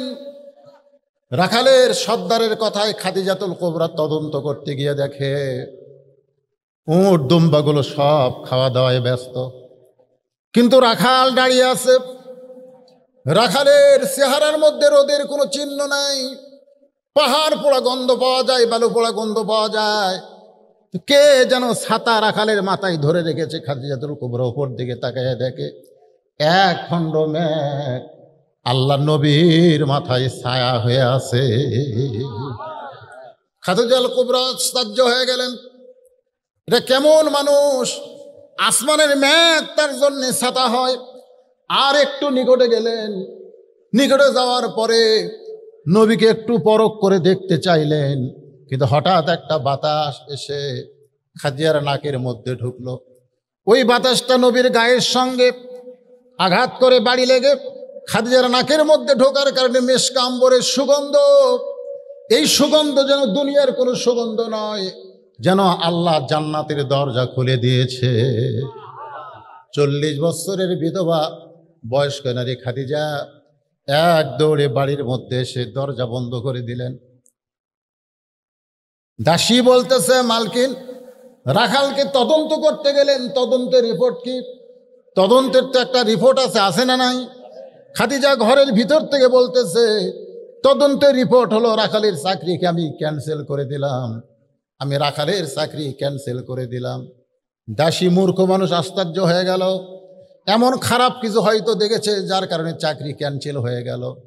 চলে গেল আবু তালেবের কাছে, নবীর চাচার কাছে গিয়ে বলতেছে, মুরব্বী, কেমনভাবে মানুষ করেছেন আপনার ভাতিজাকে, আজকে রাখালির চাকরি খাদিজা ক্যান্সেল করে দিয়েছে। আবু তালেব চমকে গেল যে আমার ভাতিজা হতে পারে, কিন্তু তার চরিত্রের মধ্যে এমন কিছু নাই যেইটার কারণে তার চাকরি ক্যান্সেল হবে। তিনি মা খাদিজার কাছে এসে দেখেন খাদিজা সুন্দর করে একটা চেয়ার সাজায় বলতেছে, চাচা মেহেরবানি করে আপনি চেয়ারে বসেন। আবু তালেব বলতেছে, আমার ভাতিজার অপরাধ কি, আমার ভাতিজার কোন দোষের রাখালির চাকরি ক্যান্সেল হলো? খাদিজা বলতেছে, রাখালির চাকরি ক্যান্সেল করার কারণ হলো এখন থেকে আপনার ভাতিজা আমার স্বামী হিসাবে বরণ করে নিরা। খাদিজাতুল কুবরা নবীকে স্বামী হিসাবে বরণ করার পরে মক্কার কাফেরেরা খাদিজার জন্য দুর্নাম শুরু করলো। অনেক নেতারা কিন্তু খাদিজাকে বিয়ের প্রস্তাব দিয়েছিল, এমনকি আবু জেহেল, আবু সুফিয়ান, মক্কার বড় বড় যত নেতা ছিল সবাই খাদিজাকে বিয়ের প্রস্তাব দিয়েছিল, কারণ খাদিজা মক্কার সবচাইতে ধনবতী রমণী। ওই নেতাদের প্রস্তাব উপেক্ষা করে অনাথ এতিম একটা রাখালকে খাদিজা বিয়ে করেছে। গোটা মক্কার কাফেরেরা তারা বলা বলি শুরু করেছে, খাদিজা পাগলি হয়ে গেছে, খাদিজা ঠকে গেছে, খাদিজাকে আবু তালেব ঠকাইছে। এরকম কথা যখন বারবার বলে, আবু তালেব একদিন খাদিজার কাছে বললেন, মা, তুমি নিজের ইচ্ছায় আমার এতিমরে বিয়ে করলে, কিন্তু মক্কার লোকেরা বলা বলি করতেছে তুমি ঠকে গেছো, তুমি পাগলি হয়ে গেছো, আমি নাকি তোমারে ঠকাইছি। আবু তালেব দিকে তাকায় আবু খাদিজা বলতেছে, চাচা তাহলে মক্কার নেতাদেরকে একদিন আমার বাড়িতে দাওয়াত দেন। আবু তালেব নির্দিষ্ট তারিখে নেতাদেরকে খাদিজার বাড়িতে দাওয়াত দেওয়া হলো।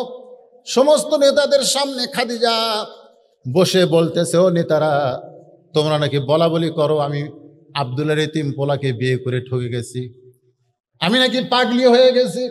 আবু জেহেল বলতেছে, বলেছি তো 100 বার বলবো, কারণ আমাদের মতো নেতা খেতা বাদ দিয়া তুমি সাধারণ একজন রাখাল গরিব এতিমকে বিয়ে করলে কেন? খাদিজা বলতেছে, আমি তোমাদেরকে 3টা প্রশ্ন করব, তোমরা উত্তর দাও।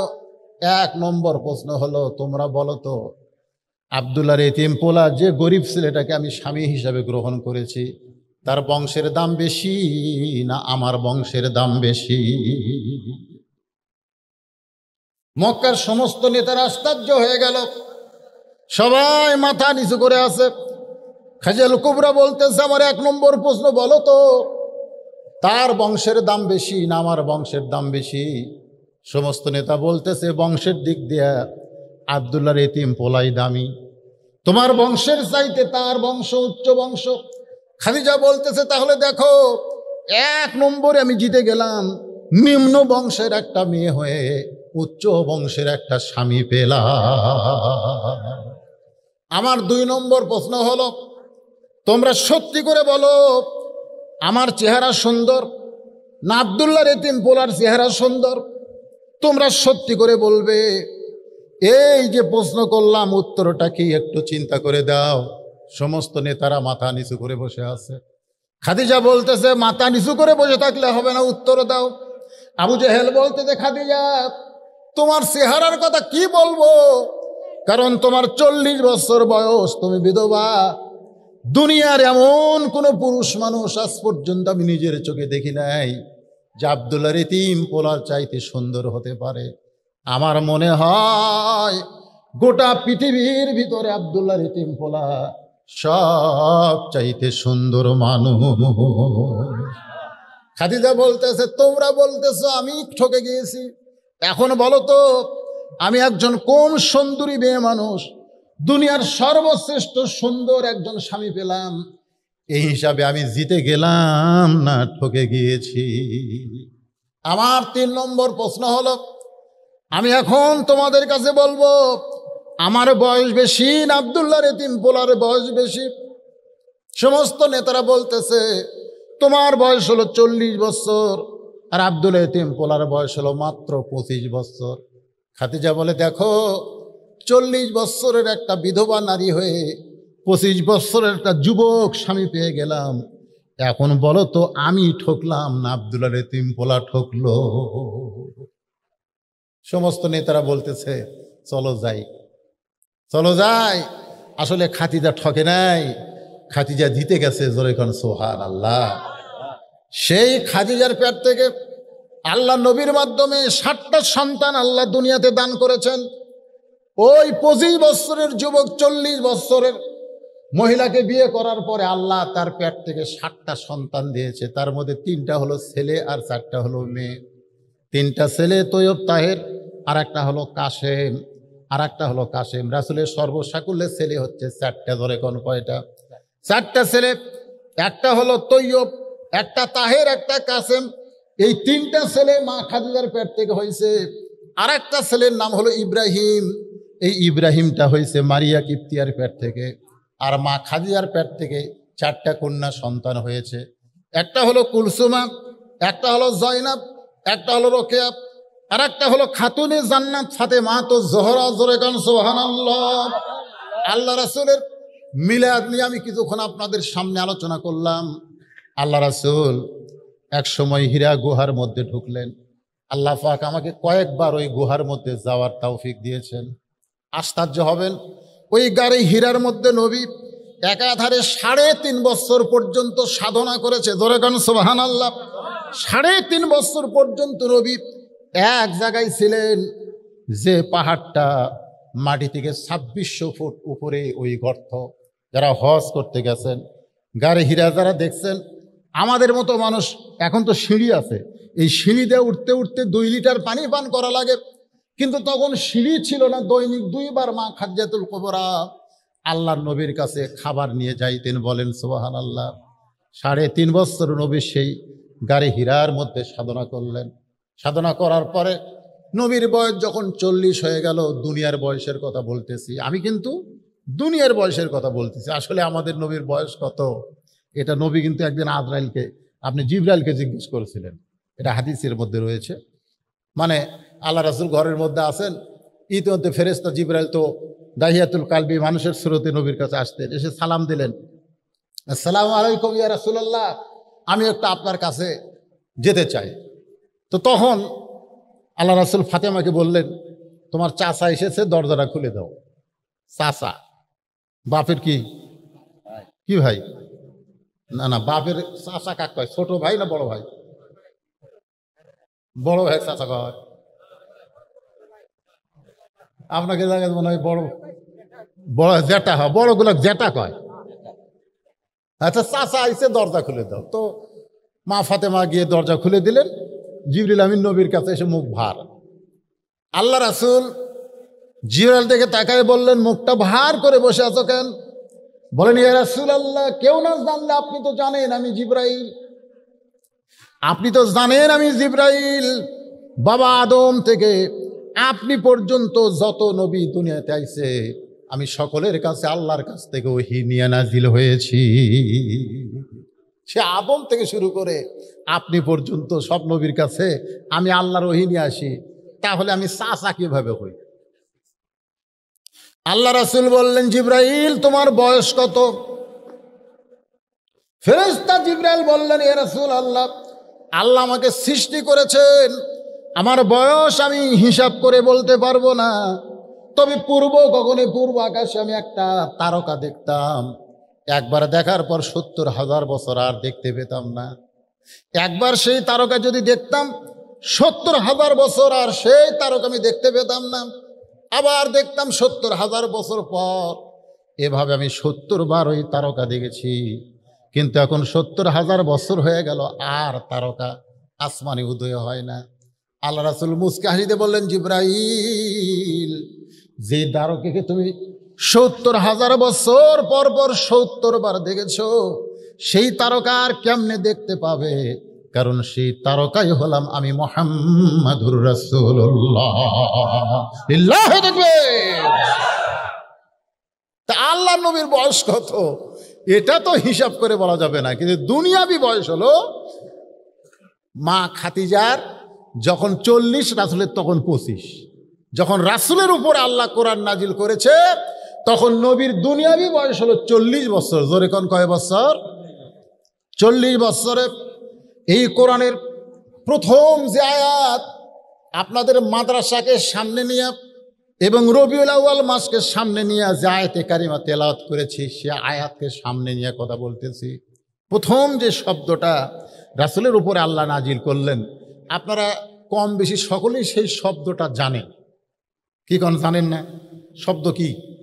ইকরা। শব্দ কি? ইকরা। ইকরা শব্দের অর্থ কি? পড়ো।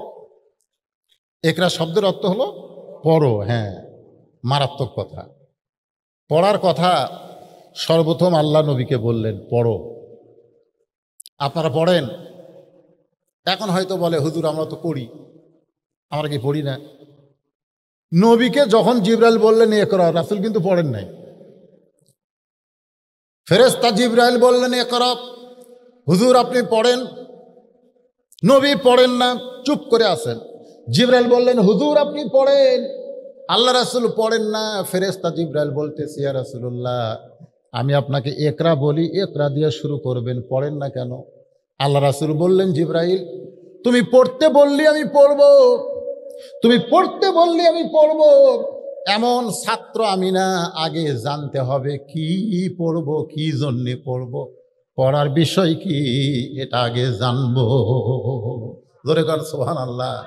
খালি পড়তে বললি ক খ গ ঘ, পড়তে বললি ABCD পড়ব?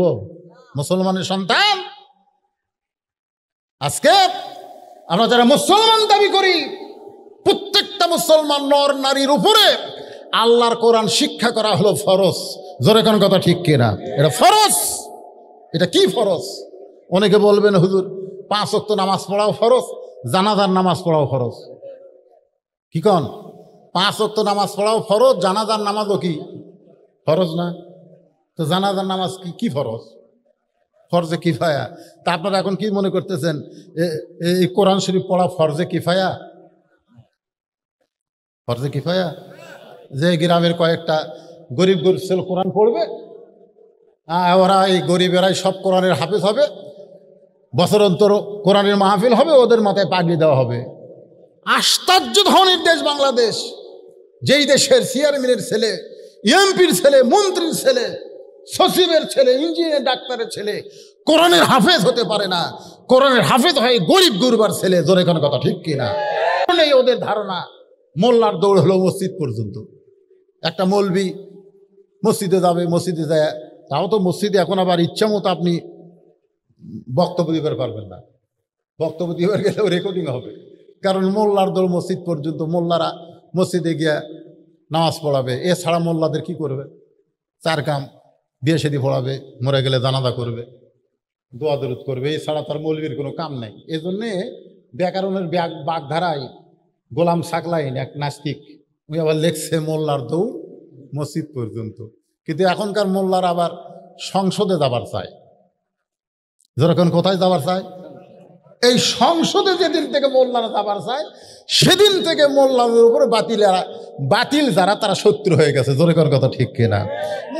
মোল্লা খালি মসজিদ আর মাদ্রাসা নিয়ে থাকবে। এই দুই জায়গার মধ্যে মৌলবি থাকলে একটা মৌলবির বিরুদ্ধে কেউ নেই। কিন্তু এই দুটা বাদ দিয়ে ওরা আবার গরম গরম ভাষণ দেয়, এরা আবার অন্যায়ের বিরুদ্ধে কথা বলে, এরা আবার ভাস্করের বিরুদ্ধে, বহু কিছুর বিরুদ্ধে। আর এগুলো বলিস করে এই মৌলবি। এই যে কাজী ইব্রাহিম সাহেব দুই জুম্মা একটু গরম বক্তব্য দিয়েছে, ধরে নিয়ে যেত স্যার। কথাটা বুঝলেন না? তো এখন ব্যাপারটা হলো, আমি যে কথা বলতেছি সিরাতে রাসূল, মিলাদে রাসূল, রবিউল আউয়াল মাস, আমাকে তুলেই দিয়েছে রাত 10টার পর। এলাকার মধ্যে প্রথম মাহফিল। বিরক্ত হচ্ছেন আপনারা? একটু কিছু কথা শোনেন বাজা। তো যে কথা বলতেছিলাম, কোন কথায় আমি কিন্তু সব টার্গেট নেই কথা বলতেছি, আপনি একটু খেয়াল করবেন।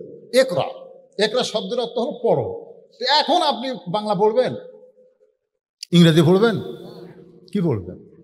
এখানে যে একরার কথা বলা হয়েছে, আল্লাহ নবী যখন বললেন জিবরাইল তুমি পড়তে বললি আমি পড়বো না, আগে জানতে হবে পড়ার ধরন কি। ফেরেশতা জিবরাইল বললেন বিইসমি রাব্বিকাল্লাযী খালাক, আপনি ওই আল্লাহর নামে পড়েন যে আল্লাহ পাক আপনাকে সৃষ্টি করেছে। আল্লাহ নবী বললেন আমার কোনো আপত্তি নেই, আমি কেবলমাত্র শুধুমাত্র আল্লাহর পড়াটাই পড়তে চাই। আমাদের বাংলাদেশে অনেকে বলে আমাদের নবী হলেন উম্মি নবী। উম্মি মানে কি কয়? মূর্খ নবী। মূর্খ নবী? হ্যাঁ, অনেকে বলে, ওয়াজের রেকর্ডেও দেখবেন বক্তারা বলে নবী মূর্খ, অক্ষর জ্ঞানহীন। আরে পাগলা, নবী বলেছেন ইন্নী বুইস্তু মুআল্লিমান, নিশ্চয় আমি প্রেরিত হয়েছি শিক্ষক হিসাবে। জোরে কান সুবহানাল্লাহ। লিউতাম্মিমা মাকারিমাল আখলাক, আর আমার শিক্ষালয়ে যা ছাত্র হবে তারা চরিত্রের সার্টিফিকেটে গোল্ডেন এ প্লাস পাবে। মাদ্রাসার ছাত্ররা কোনোদিন জঙ্গি হয় না, মাদ্রাসার ছাত্ররা কোনোদিন নষ্ট হয় না, খারাপ হয় না, মাদ্রাসার ছাত্ররা কোনোদিন নিশাদ্রব্য নেয় না। জোরে বলেন কথা ঠিক কিনা? 1 নম্বর হবে। রাসূল বলেছেন লিতাম্মিমা মাকারিমাল আখলাক, এদের চরিত্র দেখো। এরা কোনোদিন ছিনতাইকারী হয় না, এরা হিরোইন খায় না, এরা গাঁজা টানে না, এরা জঙ্গিলা, এরা হলো সবচাইতে ভালো মানুষ। ধরেগণ ঠিক কিনা? অথচ ওই যে বাতিলেরা কান গরম করে দিছে। এখন মাদ্রাসার উপরে নজর, হুজুরের উপরে নজর কেন? হ্যাঁ, আসেন। তাহলে কি বুঝতেছেন? যেই কোরআনের মাহফিল আইছেন, আমি বলতেছি মুমিনদের বৈশিষ্ট্য হলো কয়টা? 3টা। জোরে বলেন কয়টা?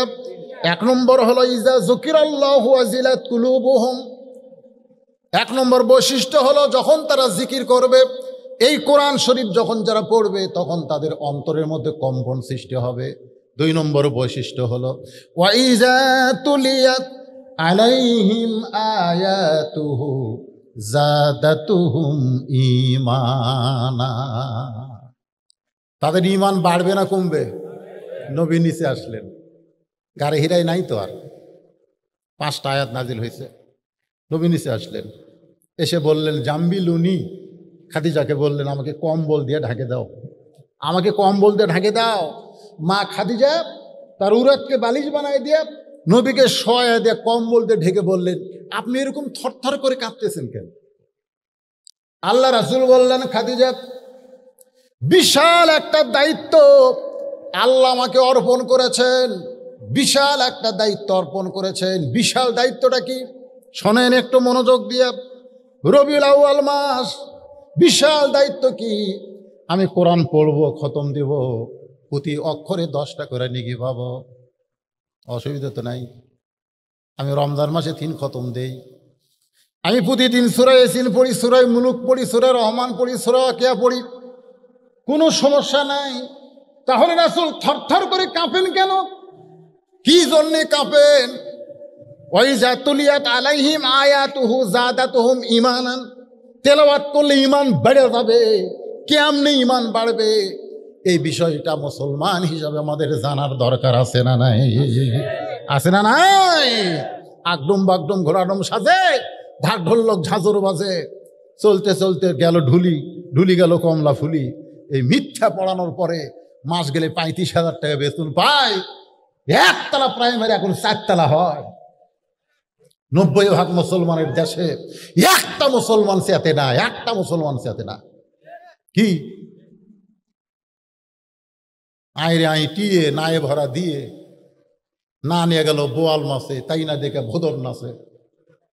ওরে ভোদর সরে যা, কি সব। আরে কেউ না হলেও তা আওয়ামী লীগ এই কবিতার বাদী হওয়া দরকার।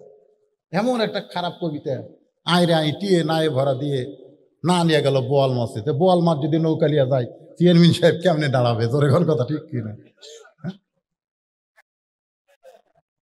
এমন একটা মিথ্যা কবিতা পড়াচ্ছে, আগডুম বাগডুম। একদম বাগডুম দুর্গা পূজার, জোরে কোন কথা ঠিক কিনা? আগডুম বাগডুম। এইগুলো আমাদের ছোট ছোট মাসুম বাচ্চাদেরকে শিক্ষা দিচ্ছে, ওদেরকে মাস গেলে 35,000 টাকা বেতন দেয় এই সরকার।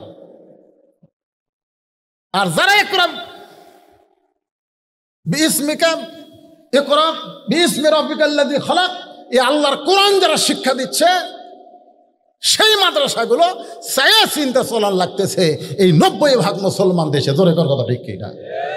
আফসোস, আফসোস। আল্লাহ বললেন, ওয়াইজা তুলিয়াত আলাইহিম আয়াতুহু যাদাতুহুম ঈমানা। তোমার ঈমান বেড়ে যাবে। ঈমান কেমনে বাড়বে? খালি বলছে করোনা ধরবে মুখে মাস্ক পরো। ও যে এক ভাই পুরে আছে, অসুবিধা নাই, পরে আমার মসজিদের মধ্যে ঢুকতেছে, দরজা জাল্লাহ মাফতাহলি আবওয়াব রাহমাতিক, ডান পাও দিয়ে ঢুকতেছে, মুখত মাস্ক। আমি বললাম, ভাইজান আপনি কি কোরআন পড়েন? বলে, হুজুর পড়ি তো। আল্লাহ কোরআনে বলেছেন, ফালিয়াবুদু রাব্বা হাযাল বাইত আল্লাযী আত'আমাহুম মিন জু'ইন ওয়া আমানাহুম মিন খাউফ। এর অর্থ কি? আপনি যে ডান পাও দিয়ে ঢুকলেন, আল্লাহ মাফতাহলি আবওয়াব রাহমাতিক বলতেছেন, আর কাতারে চিহ্ন দিয়েছেন যে 1.5 ফুট পর পর একজন করে দাঁড়ান। এর মধ্যে দাঁড়ান যাবে না, তো একটা লাল দাগ দিয়ে দিছে, ওটি একজন, এটি একজন, এটি একজন, আর মুকুট মাস্ক। তাহলে এই আয়াতের অর্থটা কি? ঈমান যে বাড়বে কোরআন তেলাওয়াতের কারণে, আয়াতের অর্থ কি? অর্থ তো আমি জানি না। তো এই সূরা কি আপনি পড়তে? তা পারি, এটা দিয়ে তো নামাজ পড়ি। এটা দিয়েই নামাজ পড়েন, মুখে মাস্ক পড়ছেন, 1.5 ফুট ফাঁক হয়ে দাঁড়াবেন, কিসের ভয়ে?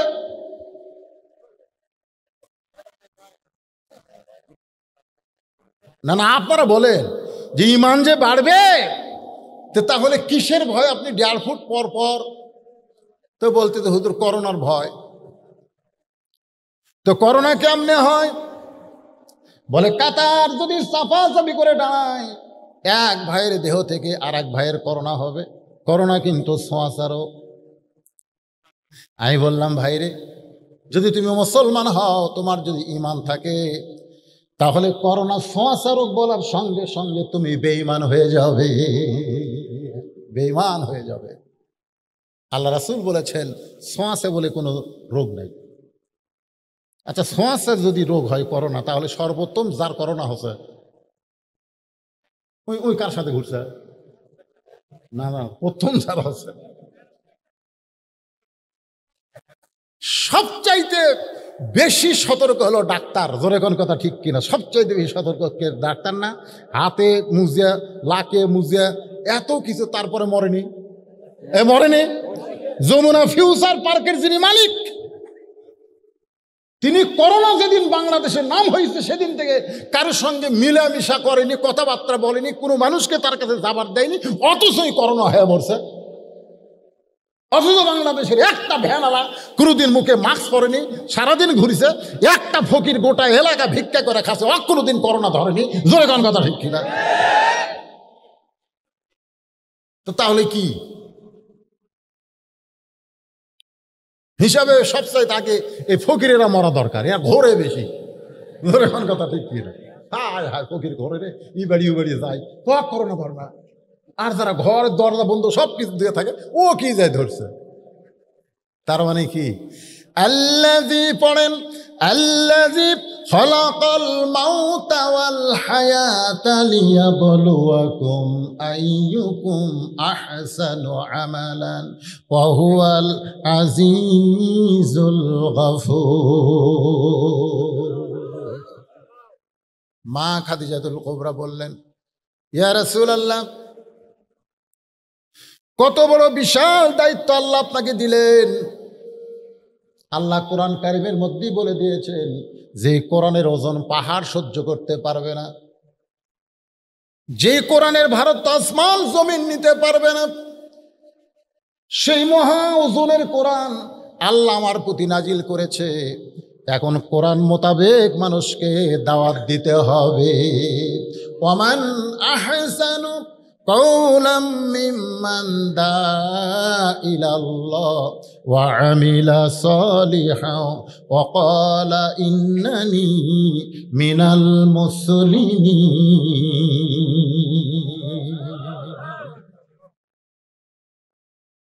শুরু হয়ে গেল দাওয়াতের কাজ। গভীর রাত্রে নবী আমার কলেমার দাওয়াত দেন। কলেমার দাওয়াতে মক্কার যত নেতা ছিল নেতাদের কাছে আগে নবী গেলেন, কিন্তু একটা নেতাও নবীর ডাকে সাড়া দিলেন না। কারণ নবী চিন্তা করলেন নেতাগুলো যদি ভালো হয়ে যায় তাহলে সাধারণ মানুষগুলো এমনি ভালো হয়ে যাবে। জোরে কোন কথা ঠিক কিনা? চেয়ারম্যান সাহেব যদি নামাজ পড়ে, ইউনিয়ন পরিষদের চেয়ারম্যান যদি নামাজ পড়ে, তাহলে অধীনস্থ মেম্বরেরাও কিন্তু নামাজ, জোরে কোন মুসলমান হলে পড়বে কি পড়বে না? চেয়ারম্যান নামাজ পড়লে চৌকিদার নামাজ পড়বে। চেয়ারম্যান যদি ভালো হয়ে যায় তার অধীনস্থ যারা তারা সবাই ভালো হয়ে যাবে। এই যে নবী নেতাদের কাছে কলেমার দাওয়াত নিয়ে গেলেন, নেতারা কলেমার দাওয়াত গ্রহণ করলেন না। আজও গোটা পৃথিবীতে নেতৃস্থানীয় মানুষ যদি ভালো হয়ে যেত তাহলে গোটা বাংলাদেশ গোটা পৃথিবী ভালো হয়ে যেত। জোরে কোন কথা ঠিক কিনা? বাজান কলেমার দাওয়াত দিলেন 13 বছর। এই 13 বছর ধরে নবীর সিরাত থেকে একটু শোনেন মনোযোগ দিয়া, মাত্র 323 জন মুসলমান হলো 13 বছর ধরে। 323 জন মুসলমান হয়েছে, তার অর্ধেককে ওরা মারিয়া পিটাই শেষ করে দিছে। যে 323 জন মুসলমান হলো তাদের মধ্যে অনেককে তারা মারতে মারতে হত্যা করলো। তার মধ্যে একজনের নাম হলো ইয়াসার। শুধুমাত্র ঈমান রাখার কারণে খেজুর গাছের সঙ্গে বেঁধে তাকে হত্যা করা হলো। তার সামনে তার বিবি সুমায়াকে 2 উটের সঙ্গে 2টা পা বেঁধে লজ্জাস্থানে তীর নিক্ষেপ করে তাকে হত্যা করা হলো। তার সন্তান আম্মারকে মারতে মারতে মরে গেছে মনে করে ওরা যখন চলে গেল, নবী আম্মারের লাশের কাছে গিয়ে দেখে আম্মার মরে নাই, জবান থেকে বের হচ্ছে লা ইলাহা ইল্লাল্লাহু মুহাম্মাদুর রাসূলুল্লাহ। নবী আস্তে করে বসে আম্মারকে বুকের সঙ্গে জাপটে ধরলেন। আবু বকর আলীর সহায়তায় তাকে নিয়ে আসলেন। উম্মে সুমায়া ইয়াসারকে দাফন করে ইসলামের প্রথম শহীদ তাদেরকে ঘোষণা করে দিলেন। জোরে বলেন সুবহানাল্লাহ। এভাবে কলেমার দাওয়াত দিলেন 13 বছর। 13 বছরের মধ্যে 323 জন মুসলমান হলো। মুসলমান তো 323 জন হলো, এই সামান্য মুসলমানিত্বই তাদের সহ্য হলো না। তারা আল্লাহর নবীকে হত্যা করার পরিকল্পনা করলো। আপনারা সকলেই জানেন গভীর রাত্রে নবীর বাড়ি তারা ঘেরাও করলো। নবী ঘর থেকে বের হলেই তারা নবীকে হত্যা করবে। নবী হযরত আলীকে বললেন, আলী আমার চাদর মুড়ি দিয়ে তুমি ঘুমিয়ে যাও, আমাকে আল্লাহ আজকে মক্কা থেকে মদিনায় হিজরত করার হুকুম দিয়েছে। এই দাওয়াতের মাধ্যমে আর ইসলাম চলবে না, এখন ইসলামকে মডিফাইড করতে হবে। ধরে কোন সুবহানাল্লাহ। আলী বলতেছে, ইয়া রাসূলুল্লাহ, সন্ধ্যা থেকে আমি দেখলাম কতগুলো মানুষ আমাদের বাড়ি ঘেরাও করে আছে। আল্লাহ আপনাকে যেদিন কেউ বাড়ি আপনার পাহারা দেয় নাই সেই দিন হিজরতের হুকুম না করে আজকে এই কঠিন মুহূর্তে আপনাকে মক্কা ছেড়ে মদিনায় যাবার কয়, কেমন আল্লাহ আমি বুঝতে পারলাম না। আল্লাহ রাসূল বলে, আলী তুমি ছোট্ট মানুষ বুঝবা না, বরং তুমি আমার বিছনায় চাদর মুড়ি দিয়ে ঘুমিয়ে যাও। নবী বের হয়ে দেখলেন মক্কার সমস্ত কাফেরেরা অস্ত্র শস্ত্র নিয়ে রেডি হয়ে আছে। আল্লাহ রাসূল বললেন, আল্লাহ ঈসা আলাইহিস সালামকে এরকম মুহূর্তে আপনি আসমান উঠায় নিয়ে চলে গেছেন। ঘরের ছাদ ফাঁকা করে ঈসা নবীকে আপনি আসমানে নিয়ে গেছেন, আর আমাকে আপনি কাফেরদের ভিতর থেকে মদিনায় যাওয়ার হুকুম দিলেন। আল্লাহ বলেন, হাবিব এক মুষ্টি ধুলে নেন, এক মুষ্টি বালি হাতে নেন। বালি হাতে নিয়ে শাহাতাল ওযু বলে আপনি বালি নিক্ষেপ করেন। বালি নিক্ষেপ করা হলো, ওই বালিটা সমস্ত কাফেরদের চোখের মধ্যে আল্লাহ ঢুকাইয়া দিল। ওরা হাতের অস্ত্র ফেলে দিয়া যখন চোখ এভাবে বুঝতেছে, নবী আমার আবু বকরের দরজায় গেলেন। আবু বকর রাদিয়াল্লাহু শুধুমাত্র একটা ঠোকা দেওয়ার সঙ্গে সঙ্গে দরজা খুলে গেল। নবী চমকে বলে, আবু বকর, আমি এত রাত্রে তোমার ঘরের দরজায়, তুমি কি আগে থেকেই জানতে? আবু বকর বলে, হুজুর আপনি যদি নেতা হন তাহলে আমি হলাম আপনার দলের কর্মী। জোরে কোন সুবহানাল্লাহ। আল্লাহ রাসূল বলেন, আবু বকর তুমি কি জানো মক্কা থেকে মদিনায় হিজরতের হুকুম হয়েছে? আবু বকর বলেন, হুজুর চলেন যাই। আল্লাহ রাসূল আবু বকরকে বলেন, আবু বকর তোমার ঈমান দেখে আমি আশ্চর্য হয়ে গেলাম। তোমার ঘরে তোমার বিবি আছে, তোমার ঘরে তোমার বাচ্চা আছে, তোমার ছেলে মেয়ে বিবিকে তুমি বাদ দিয়ে বলার সঙ্গে সঙ্গে আমার সঙ্গে তুমি মদিনায় যাবে। আবু বকর বলে, ইয়া রাসূলুল্লাহ, ওয়া ইযা তুলিয়াত আলাইহিম আয়াতুহু জাদাতুহুম ঈমানা। জোরে কর না সুবহানাল্লাহ। আপনার মুখের কোরআন শরীফ শোনার সঙ্গে সঙ্গে আল্লাহ তাআলা আমার ঈমান কেমন ভাবে বাড়ায় দিছে। এই মুহূর্তে যদি আপনি আমার বুকের কলিজাটা বের করে দেখেন, গোটা কলিজা শুদ্ধ দেখতে পাবেন। লা ইলাহা ইল্লাল্লাহ মুহাম্মদ রাসূলুল্লাহ ছাড়া আর অন্য কারো জায়গা নাই। আবু বকরকে নিয়ে নবী মদিনায় চলে গেলেন। গারে সুরের কথা আছে, আমি এত লম্বা করে বলতে পারবো না, শুধু আয়াতের তাফসিরকে বুঝাইতে গিয়ে আপনাদেরকে বলতেছি। বেজান গো সময় তখন ধরেন দুপুর 12টা, কি হয় রে দুপুর 1টা হবে, এমন সময় নবী উটের পিঠে করে আবু বকরকে নিয়ে মদিনায়। তাকায় দেখে রাস্তায় বাচ্চারা দাঁড়িয়ে আছে, বাচ্চারা অনেক বাচ্চারা রাস্তায় দাঁড়িয়ে আছে। আল্লাহ রাসূল বাচ্চাদের দিকে তাকায়, যেই মাত্র তাকাইছে, ইবনে ইসহাক বলতেছে সমস্ত বাচ্চারা দুইখানা হাত নবীর দিকে এইভাবে বাড়ায় দিছে। জোরে কোন সুবহানাল্লাহ। আবু বকর বলে, হুজুর এই বাচ্চারা 2 হাত বাড়ায় আপনার কাছে কিছু চায়, এখন বলেন তো আমাদের দিবার মতন কিছু আছে নাকি? আল্লাহ রাসূল বলে, আবু বকর আমাদের কাছে দিবার কিছুই নাই, ছোটদেরকে স্নেহ করতে হবে, বড়দের শ্রদ্ধা করা লাগবে। এখন এই বাচ্চাদেরকে আমি কি দিব? আমার কাছে দেওয়ার মতন তো কিছুই নাই। রাসূল বললেন, ও মদিনার বাচ্চারা, জন্মের আগে আমি আমার বাবা হারাইছি, 6 বছর বয়স আমি মা হারাইছি। আজকে মক্কার লোকের অত্যাচারে সেই মক্কা ছেড়ে মদিনায় চলে এসেছি বাবা, এই মুহূর্তে তোমাদেরকে আমি কিছুই দিবার পারবো না। বাচ্চারা বলে, ইয়া রাসূলুল্লাহ আমরা মদিনার বাচ্চারা আপনার কাছে কিছু চাই না, 2খানা হাত বাড়ায়া আপনাকে আমাদের বুকের ভিতরে জায়গা করে দিতে চাই। আল্লাহ রাসূল উটের পিঠ থেকে নামলেন, মদিনার বাচ্চাদের মাথায় হাত দিয়ে দোয়া করলেন। সমস্ত বাচ্চারা নবীর চেহারার দিকে তাকায়া বলে, এই চাঁদ বড়র মানুষটাকে মক্কার মানুষেরা কেন পছন্দ করে না, কেন হত্যা করতে চায়? সমস্ত বাচ্চারা নবীকে ঘিরে ধরে। নবী বলতেছে, বাবা আর কতক্ষণ এখানে থাকবো? বাচ্চারা বলে, হুজুর কষ্ট নেবেন না, শুধু একটা ওয়াদা আমাদেরকে দিবেন। ওয়াদা দেওয়ার পরে আপনি উটের পিঠে চড়বেন, যেখানে আপনার উট থামবে আপনি সেখানে গিয়ে নামবেন। জোরে কোন সুবহানাল্লাহ। আল্লাহ রাসূল চমকে গিয়ে বললেন, বাবাজিরা তোমরা কি ওয়াদা চাও, কি ওয়াদা চাও? বাচ্চারা বলে, হুজুর আমাদের মাথায় হাত দিয়ে বলতে হবে আপনি আর কোনোদিন মদিনা ছাড়বেন না। শুধু এই ওয়াদাটা আমাদের মাথায় হাত দিয়ে আপনি দিবেন।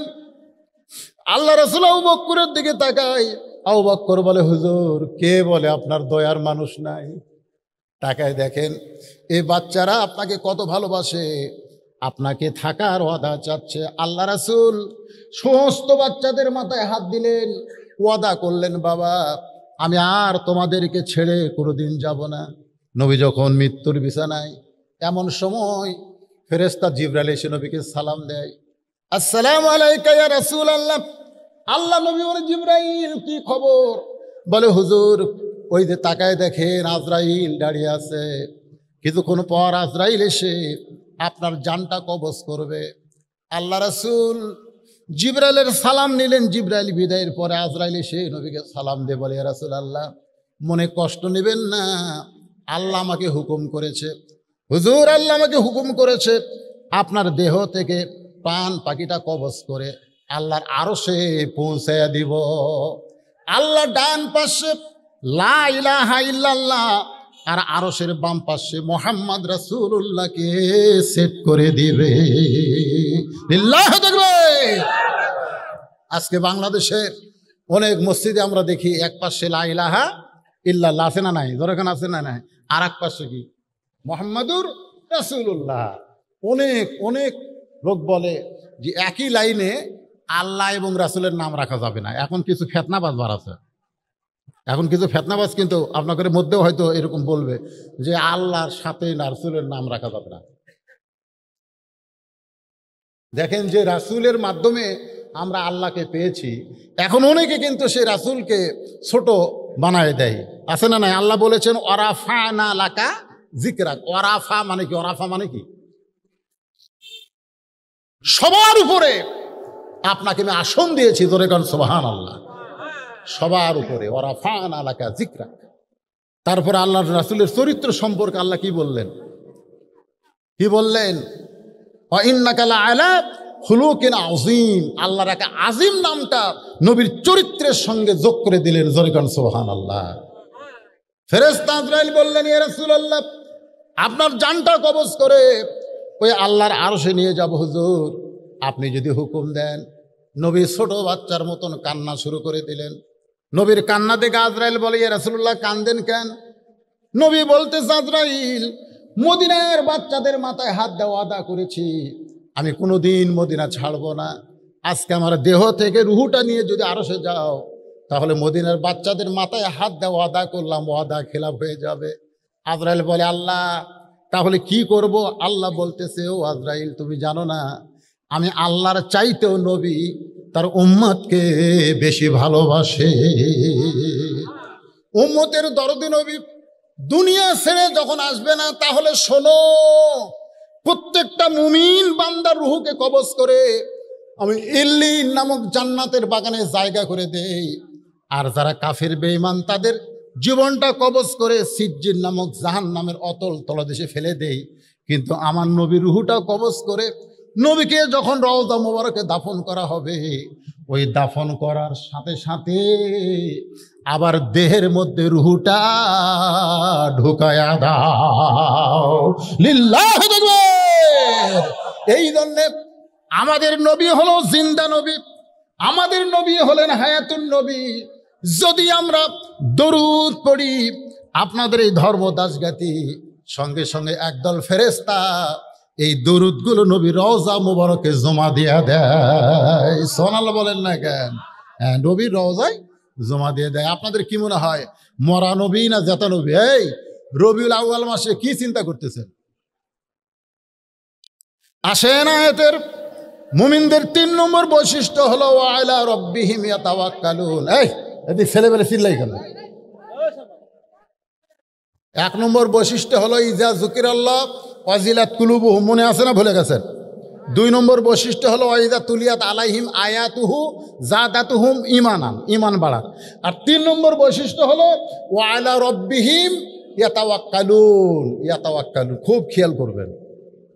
এখন প্রতিদিন বলে চলো মসজিদে যাই, মনে আছে না ভুলে গেছেন? চেয়ারম্যান থাকতে শুরু করছিল, চেয়ারম্যান তো চলে গেছে। তো তুই নামাজ পড়েও যাবে, না পড়েও তাই। নামাজ পড়েও যায়, না পড়েও তাই। চিন্তা করতেছে আগে তো এইভাবে ডাইরেক্ট কাজ করলে হবে না, এটা কি করা দরকার? ও রায়গঞ্জ বাজার, আপনার বাজারের নাম কি? ধানগড়া বাজার। ধানগড়া বাজারে 3:30টার সময় ওর সাথে দেখা। সো বলতে ভাই যাই। এই তুই নামাজ পড়েও যাবে, না পড়েও তাই। তো বলতেছে আমি কি তোমাকে নামাজের কথা কইছি? খালি বলছি যাই। তুমি তো এক নামাজের কথা ছাড়া আমার কিছু কও না। আরে পাগল, এখন 3:30 বাজে, এখন তো বোঝা লাগবে তো এটা কোনো নামাজের সময় না। আমি মনে করছি এক নামাজ ছাড়া তোমার কোনো দাওয়াত নাই, এই জন্য আমি মনে করছি যাই মানে ওই ওটাই। তো করছে না, আজকের দাওয়াত হলো চা খাওয়ার। এখন আপনারাই বলেন, যে ব্যক্তিকে নামাজের দাওয়াত দিলে যে গরম হয়, অক যদি চা খাওয়ার দাওয়াত দেন ওই কি সেই গরম? ও কিন্তু আশ্চর্য হয়ে বলবে, কে তুই তো এইরকম চা খাওয়ার দাওয়াত কোনোদিন দেশ নেই। সেই ভাইরে তোকে নামাজের দাওয়াত দিতে দিতে দেখছি যে কাম হবি না, চিন্তা করছি তোকে আর নামাজের দাওয়াত দেবো না, চলো চা খাই। বিল চা লাগে আমি দেবো। তুমি কি মনে করছো তোমার চা খেলে বিল তোমাকে দেওয়া লাগবে? কারণ চা খাওয়ার যায় দোকানে বলতে যে ভাই কি কি ভালো আছে, বলে দেখেন কি খাবেন, পেঁয়াজি দাও, জিলাপি দাও, নিমকি দাও, যা আছে দাও। তো বলতে ভাই কত খেলাবেন? খান ভাই, আপনি আর ভাই না, খান। খাইতে খাইতে 40 টাকা যেই খাওয়া আছে। ধানগড়া মসজিদে আসরের আজান দিছে, 40 টাকা খাওয়া হতে আসরের আজান। এখন বলতেছে ভাইরে আল্লাহ ডাকতেছে, আমাকে যাওয়া লাগবে। আমি নিয়ত করছিলাম তোমাকে 50 টাকা খিলাবো, নিয়ত করছিলাম কয়টায় খিলাবো? 50 টাকায় খিলাবো। কিন্তু এই যে দেখো তো মুয়াজ্জিনের আক্কেল নাই, এটা 10 মিনিট পরে দিলি তো 50 টাকা ফুরাতো। এই যে আজান দিল, এই আজান দেওয়ার জন্য দেখো তোমাকে 40 খিলাতেই এখন আমাকে ডাক দিল।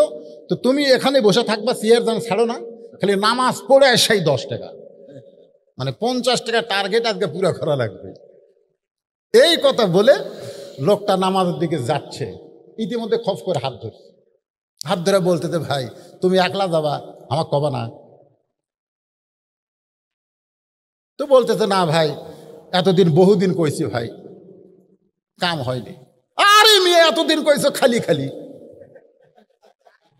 খালি খালি খালি ব্যাগের দাম আছে, খালি পকেটের দাম আছে, খালি বস্তার কোনো দাম আছে, খালি ওয়াশ শুনে লাভ আছে, খালি।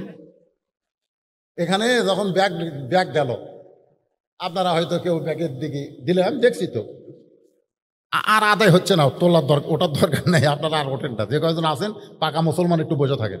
তো এখন খালি পকেটের টাকা আছে কিন্তু ব্যাগত গেল না। আপনাদের অনেকে মনে হয় কি হয়, বক্তা ওয়াজ করছে আস-সাদকাতু তারুদ্দুল বালা ও তাজিদু ফিল উমর কালা রাসূলুল্লাহ সাল্লাল্লাহু আলাইহি সাল্লাম, জোরে করেন সুবহানাল্লাহ। কি ওয়াজ?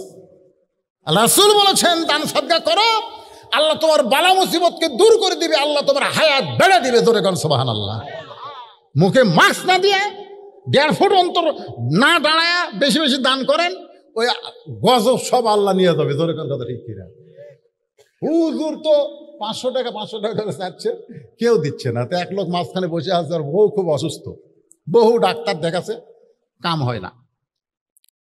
মনে করতেছে হুজুর যখন বারবার চাচ্ছে, দেখি আজকে 500 টাকা দান করব, এই দানে আমার বউ ভালো হয় কিনা দেখবো। আল্লাহ নবীর হাদিস সত্যি না মিথ্যে? হুজুর আওয়াজ করে যায়রা কি সত্যি না মিথ্যে? এই কথা শুনে হাদিস বিশ্বাস করে আমি উঠে এসে 500 টাকা দিছে। যা যেই বলছে ওর কাছে একজন ছিল, মারছে ঘুরতে, খেরে তুই তো 500 টাকা হুজুরের কথা দিয়ে এলু, টাকা আমার নাই, এই দেখ 1000 টাকা আছে। এরকম খালি খালি ওয়াজ শুনি রে, আমি কোনোদিন দান করি না। তো কয় না ভাই আমি একটা নিয়ত করে করছি, দেখি আল্লাহ কি করে। যতই নিয়ত কর কাম হবি না, ওয়াজ শুনবো টেকা তো মুখে। একই পাড়ার দুইজন, একজন উত্তর পাড়ার একজন দক্ষিণ পাড়ার। উত্তর পাড়ার যাই 500 টাকা দান করছে, ওর বইয়ের প্যারালাইসিস, 2 বছর ডাক্তার দেখায় ভালো হয় না। ওই যে দরজা না ডাক দেয়, জানলার ডাকতেছে রহিমা, রহিমা মানে ওর মেয়ের নাম, ধরে কোন রহিমা কান না, না মেয়ের নাম। যে ডাকছে রহিমা, সঙ্গে সঙ্গে বউ বলতেছে মেয়েটা ভালো, দুনিয়ার কোনো সার্টিফিকেট লাগবে না, স্বামীর সার্টিফিকেটই আল্লাহ বউটাকে জান্নাত দিয়ে দিল। তো মনে করতেছে ঘষায় ঘষায় দরজা খুলবে, দেখে না হেঁটে হেঁটে এসে দরজা খুলে দিছে। আমি কই আলহামদুলিল্লাহ।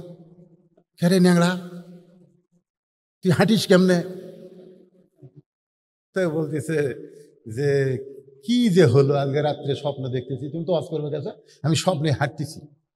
স্বপ্নে হঠাৎ আমার ঘুম ভেঙে গেল। তখন আল্লাহ বললাম, আল্লাহ তুমি আমার পাও কেড়ে লিয়ে স্বপ্নে আবার আমার খাটাও। তা আস্তে আস্তে পায়ের দিকে দেখি পায়ের মধ্যে শক্তি। তা আমি আস্তে করে এক পা নামালাম, দেখি না এই পাও শক্তি। দুই পাও হেঁটে হেঁটে কলে টিউবওয়েলে গেলাম, উজু করে তাহাজ্জুদের নামাজ পড়তেছি, আর তুমি এমন সময় রহিমাকে ডাকতেছ। তো নামাজের খবর কি? বলে আল্লাহ রাসূল বলেছেন, একমাত্র ফরজ ইবাদত বাদ দিয়া স্বামী যদি বউকে ডাকে সমস্ত ইবাদত বাতিল হয়ে যাবে। স্বামীর ডাকে সঙ্গে সঙ্গে সাড়া দিতে হবে। সুবহানাল্লাহ বলেন। একমাত্র, এই মায়েরা, একমাত্র ফরজ ইবাদত বাদ দিয়া সুন্নত কন নফল কন নিয়ত বান্দার পরেও যদি স্বামী ডাক দেয়, নিয়ত ছাড়া স্বামীর ডাকে সাড়া দিতে হবে। কারণ রাসূল বলেছেন, আল্লাহর পরে কাউকে যদি সেজদা দেওয়ার হুকুম থাকতো তাহলে প্রত্যেকটা বউকে বলা হতো স্বামীর পায়ে সেজদা কর। কিন্তু আল্লাহ ছাড়া কাউকে সেজদা করার হুকুম নাই। এই কথার দ্বারা রাসূল বুঝালেন, আল্লাহর পরেই প্রত্যেকটা বউয়ের কাছে সবচাইতে দামি হলো তার স্বামী। ধরে কোন কথা ঠিক কিনা? কথা কন না কেন? হ্যাঁ। আজকে আর আপনারা তো স্বামী তো হওয়ার পারেননি, একে দুর্বল হয়ে গেছেন বউয়ের কাছে, না জানি কি হয়। আপনার সামনে আপনার মাকে আপনার বউ যা ইচ্ছা তাই করতেছে, আপনার সামনে আপনার বাবাকে আপনার বউ যা ইচ্ছা তাই করতেছে।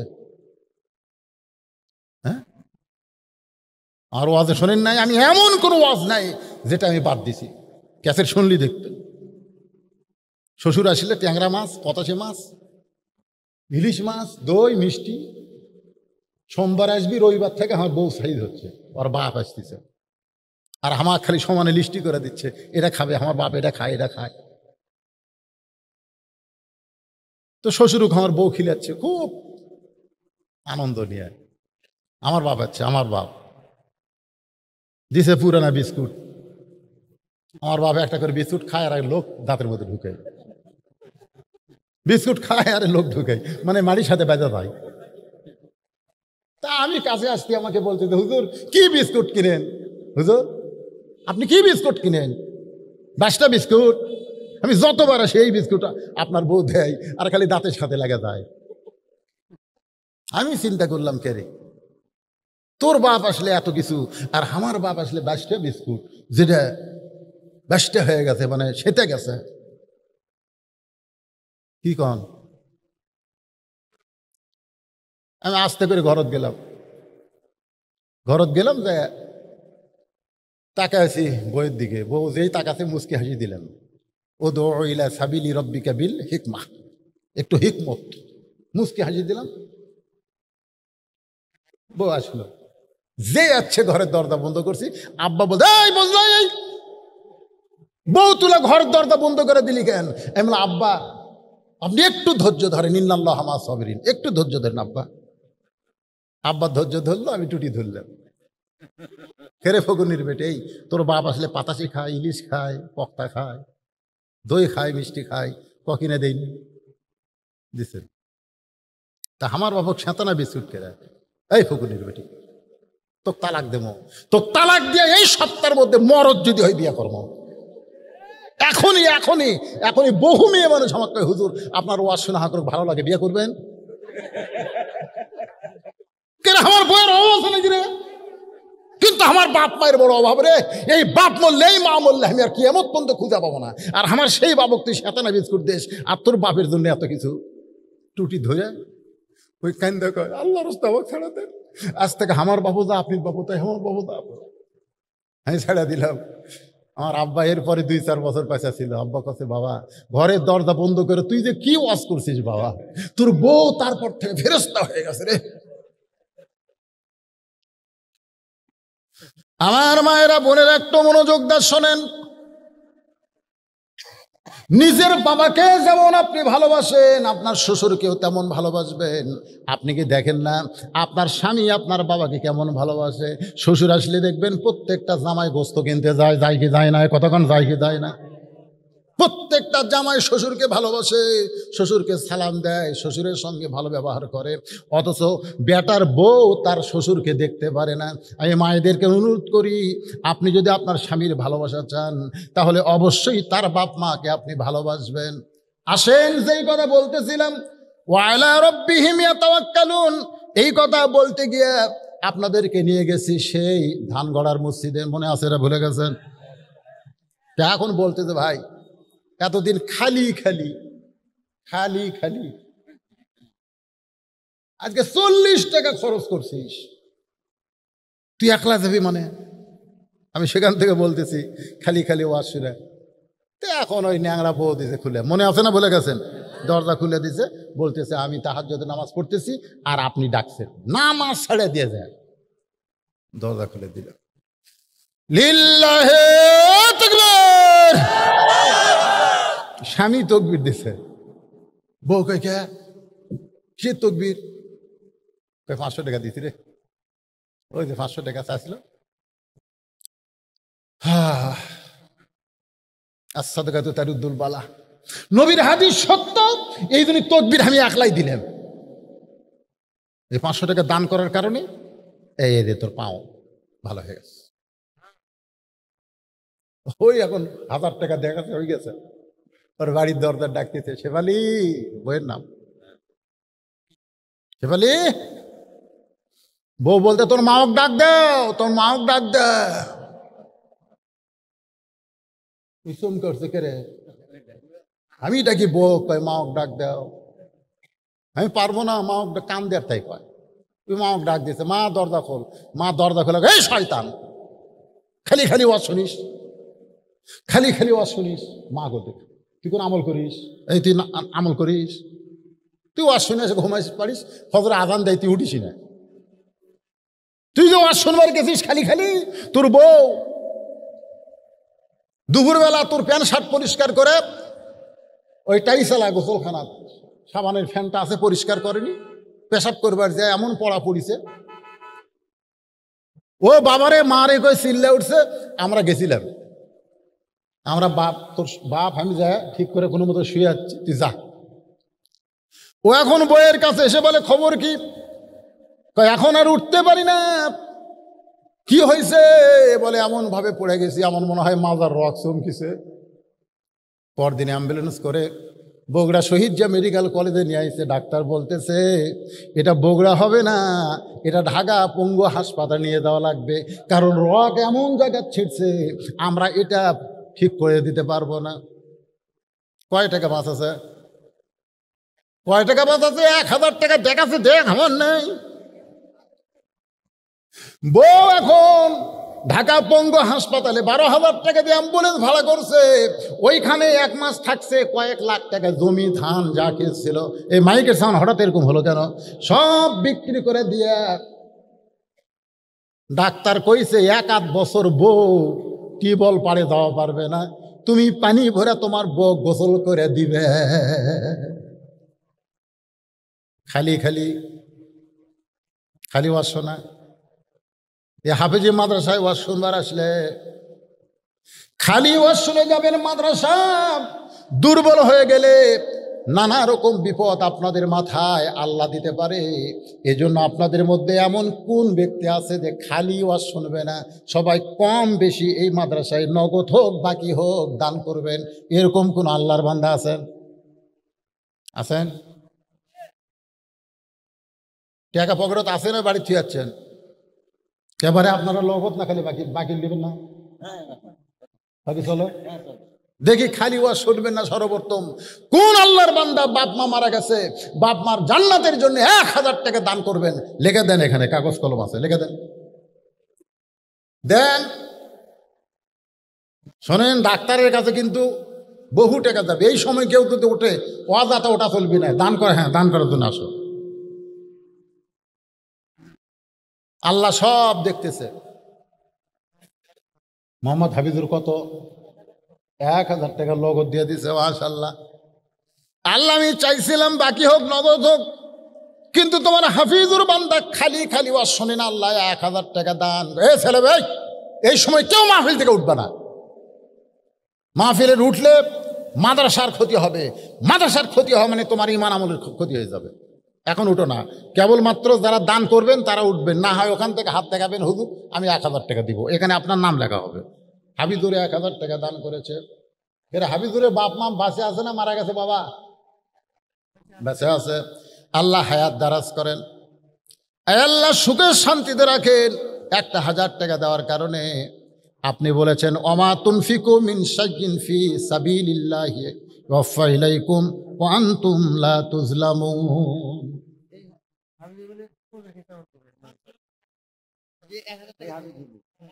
দেখছেন এক হাবিজুর 1000 টাকা নগদ দান করে আবার মাদ্রাসার এতিমদের জন্য 50 কেজি চাল, জোরে বলেন মারহাবা, লিল্লাহি তাকবীর। দেন বাবা, বলেন বলেন। এই মাদ্রাসার সভাপতি, সেক্রেটারি, কেশিয়ার সদস্য যারা আছে, মাদ্রাসার হিতকাঙ্ক্ষী, মাদ্রাসা চলে কি করে, কি দিয়ে চলে বাবা? মাদ্রাসার হুজুরকে মাসিক দান আছে নাকি? আপনারা মাসিকও হতে পারেন, মাসে 100, বছরে 1200, এরকম দাতা সদস্য, জান্নাতি সদস্য কারা হবেন? আবু বকর, ওমর, ওসমান। আলোচনা করে আপনাদের শোনাইছি। 2 নম্বর হলো ওয়াইজা তুলিয়াত আলাইহিম আয়াতুহু যাদাতুহুম ঈমানা, সেটাও আপনাদের শোনাইলাম। এখন 3 নম্বর বৈশিষ্ট্য হচ্ছে ওয়া আলা রাব্বিহিম ইয়াতাওয়াক্কালুন। মনে আছে না ভুলে গেছেন? মনোযোগ দিয়ে শোনেন। এখন বলতে দে ভাই, প্রতিদিন খালি খালি আজকে আমার পিছনে 40 টাকা খরচ করেছো, আজকে তুমি না বললেও আমার একটা সৌজন্য আছে, বোধ, সৌজন্য বোধ, এর নাম কি? তুমি না বললেও আজকে আমি যাবো ভাই। লোকটা মনে মনে কয়, আল্লাহ এতদিন খালি খালি দাওয়াত দিছিলাম, কাম হয়নি, আজকে 40 টাকা খরচ করছি, কাম হওয়ার পথে। সুবহানাল্লাহ কর না কেন? তো এখন রায় ধানগড়া মসজিদের কাছে নিয়ে যাচ্ছে আর বলতেছে, ভাই রে এতদিন তোমার খালি নামাজের কথা বলছি, তাই তুমি যে রাগ হছো, তো আজকে তোমাকে আর একটা কথা বলে। আজ আবার কি? আর কি? আরে যা কবা তাই শুনবো। বলতেছে ভাই ওযু করা লাগবে। আচ্ছা আপনারা বলেন তো, এতদিন কি ওযুর কথা কছে? কিসের কথা কছে? নামাজের কথা। নামাজ পড়বার গেলে ওযু আছে না নাই? তো বলতে তো ভাই জানো ওযু করা লাগবে। হবে না, ওলা হবে না, ওলা মারে ফতে কথাগুলো হবে না। শোনেন, যে শরীয়ত শুনতেছেন না, কথা বুঝতেছেন আমার? তো এখন বলতে তো ভাই কি করা লাগবে? বলতে তো ভাই তুই যা বলবি তাই শুনবো। যে আমার পিছনে 40 টাকা খরচ করছে, আরো 10 টাকা আমাকে খরচ করে খাওয়াবে, তার সৌজন্যে ওযু করতে আমার কোনো সমস্যা। ওযু করার পরে বলতে তো ভাই, এ আল্লাহর ঘরে ঢুকতে গেলে একটা নিয়ম আছে। বলে কিসের নিয়ম? বলে ডান পায়ে ঢোকা লাগবে, ডান পায়ে ঢুকতে হবে। আল্লাহ রাসূল বলেন, ডান পায়ে যারা মসজিদের মধ্যে ঢোকে, হাসরের ময়দানের কঠিন সময় আমার আল্লাহ তাআলা ডান হাতে তাদের আমলনামা দিবে, তারা হাসতে হাসতে আল্লাহর জান্নাতের মধ্যে প্রবেশ করবে। এখন ডান পায়ে শুধু ঢুকলে হবে না, কয় আবার কি করা লাগবে? বলে একটা দোয়া পড়া লাগবে। খোকনের বউ, হ্যাঁ, মেয়ে মানুষ টাকা দিলে নাম বলা লাগবে। আমি এক জায়গার নাম বলিনি, ওই লোক ধরছে, যেই টাকা দিয়ে গেছে ওই মেয়ে মানুষ ধরছে, তুই টাকা দিস নি। তো কাছে দিছি, দিলে আমার নাম কবি না কেন? এই তো কেন? সেদিন খোকনের বউ 100 টাকা দিছে, পাওয়া গেছে। পুরুষ মানুষের অত সন্দেহ নাই, কিন্তু মেয়ে মানুষ আছে না নাই জোরে কর। এখন বলতে যে ভাইজান দোয়া পড়ো, আল্লাহুম্মা আফতাহ লি আবওয়াবা রাহমাতিক।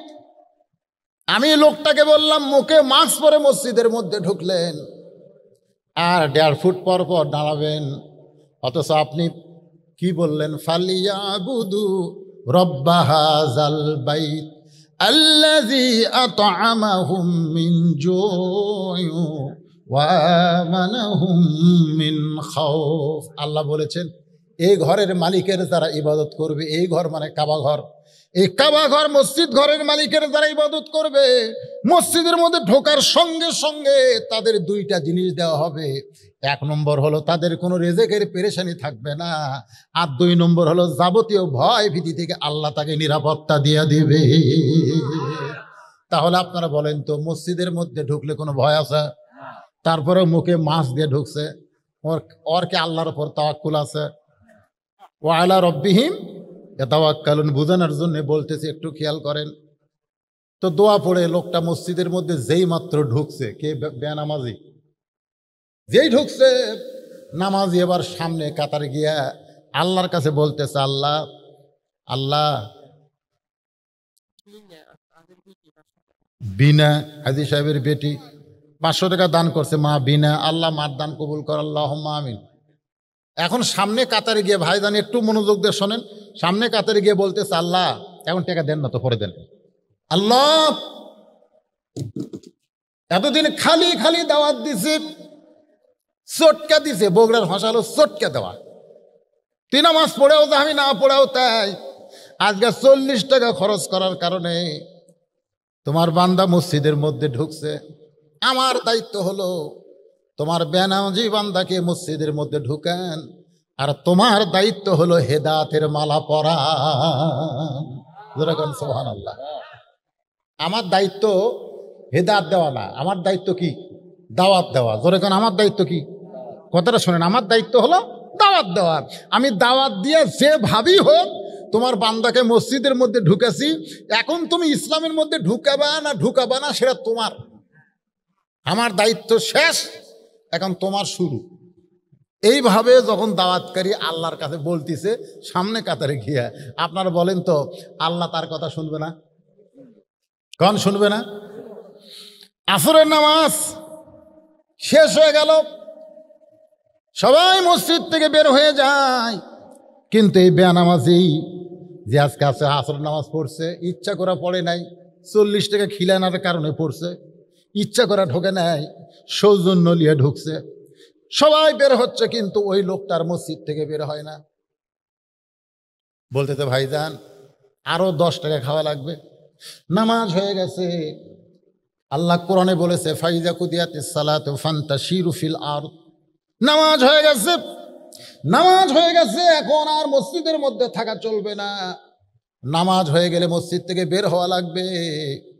এখন সবাই জোহরের নামাজ পড়ে বাড়িতে গেছে, কিন্তু ওরা 4 জন 5 ফ্যান দিয়ে গল্প মারতেছে। 4 জন মুসল্লি ফ্যান ঘুরতেছে, ওরা কথা কয় না, 5টা ফ্যান ঘুরতেছে, ওরা 4 জন বসতে গল্প করতেছে। কেরে এবার ওয়াজ হবি? গত বছর তো হলো না রে। ভালো ভালো হুজুরগুলো সব ধরেই ফেলে দিছে। এখন যারা এই কথা কবি এর গল্প করতেছে 8 ঘন্টা ধরে। ফেরেশতাকে আল্লাহ সবাই চলে গেল নামাজ পড়ে, এরা যে 5 জন ফ্যান ঘুরায় আর গল্প করে, এদের রেজাল্ট কি? আল্লাহ বলতেছে, নামাজ শেষ করার পরে সবাই চলে গেছে, এরা যে 5 জন 8 ঘন্টা ধরে ফ্যান ঘুরাচ্ছে, এই ফ্যানের বিল, কারেন্টের বিল আলাদাভাবে এরা যদি না দেয়, এরা জান্নাতে যাওয়ার পারবি না। কারণ মসজিদ ওর বাপের ঘর নয় যে ইচ্ছা মতো গল্প মারবি। জোরে কোন কথা ঠিক কিনা? মসজিদ কি কারো বাপের ঘর? ইচ্ছা মতো ফ্যান ঘুরাচ্ছেন। আর আল্লাহর বান্দার একটু মনোযোগ দেন। চলো ভাই বাইরে গিয়ে 10 টাকা বাকি আছে, চা খায়। লোকটা খালি কান্দে। বলে কি হয়েছে, কান্দো কেন? বলে নামাজের মধ্যে এত শান্তি আমি জীবনে কোনোদিন পাই নাই। নামাজের ভিতরে এত শান্তি কেমনে হয়? আল্লাহ রাসূল বলেছেন, তা'বুদুল্লাহ কান্নাকা তারাহু ফাইন লাম তাকুন তারাহু ফাইন্নাহু ইয়ারাকা। যখন কোনো বান্দা আল্লাহর নামাজের মধ্যে শামিল হয়, স্বয়ং নামাজের মালিক আল্লাহকে সে দেখতে পায়। যদি আল্লাহ দেখা সম্ভব না হয়, আল্লাহ যে তাকে দেখতেছে এই বিশ্বাস তার কলিজার মধ্যে জন্ম নেয়। ভাইজান, নামাজ এমন একটা ইবাদত, আর ইবাদত যখন বান্দা ধরবে, ওই বান্দার অন্তরে আল্লাহ তাওয়াক্কুল সৃষ্টি করে দিবে। ওই বান্দার কোনো ভয় থাকবে না একমাত্র আল্লাহ ছাড়া। ওই করোনাকে ভয় করবে না, মৃত্যুকে ভয় করবে না, ওর অন্তরে শুধু আল্লাহর ভয় থাকবে। আল্লাহ বলতেছেন, ওয়ালা তাহজানু ওয়া আবশিরু বিল জান্নাতিল্লাতী কুনতুম তুআদুন। আল্লাহ আমাদের সবাইকে কবুল করুক। সকলে বলে আল্লাহুম্মা আমিন। ইস্তিগফার পড়েন, আস্তাগফিরুল্লাহ রব্বি মিন কুল্লি জামবি ওয়া আতুবু ইলাইহি। মাশাআল্লাহ, এই গ্রামের একটা জামাই ৩,০০০ টাকা নগদে দান করছে। শেরপুর বাড়ি, আলমগীর হোসেন। আল্লাহ তার দানকে কবুল করেন। আল্লাহুম্মা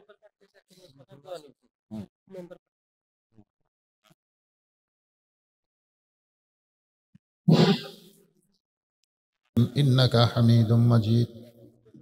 আল্লাহুম্মা বারিক আলা মুহাম্মাদি ওয়া আলা আলি মুহাম্মাদ কামা বারাকতা আলা ইব্রাহিম ওয়া আলা আলি ইব্রাহিম ইন্নাকা হামিদুম মাজিদ। ভাইজান, এই যারা ঘোরাফেরা করতেছেন বসেন, দোয়ার সময় বসাটা আদবি। সবাই বসেন, সবাই বসেন। এত রাত পর্যন্ত আল্লাহ যাদেরকে চেতন রাখছে দোয়ায় শামিল হন, বসেন। আর দোয়া মুখল ইবাদত। হ্যাঁ, দোয়া কিন্তু একটা আলাদা একটা ইবাদত, এর একটা ইবাদত দোয়া করা। তো দোয়ার আগে একটা অন্ধ হাফেজ মাগরিবের নামাজের পর আপনাদের সামনে ৮ ঘন্টা ওয়াজ করছে। অন্ধ মানুষ ৩০ পারা কোরআন শুনে শুনে মুখস্থ করে। আলহামদুলিল্লাহ, আমিনকাস সালাম তাবারাকতা ইয়া যাল জালালি ওয়াল ইকরাম।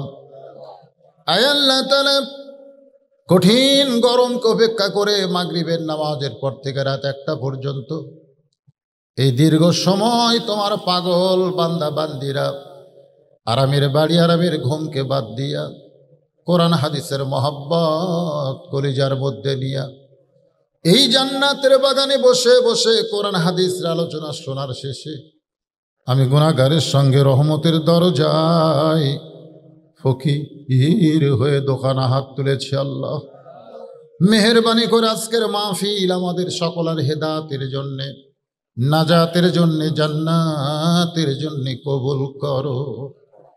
এই মাহফিলের শুরু থেকে শেষ পর্যন্ত যত আলোচনা হয়েছে আল্লাহ, এর মধ্যে যদি ত্রুটি হয়, ভুল হয়, মাফ করে দিও।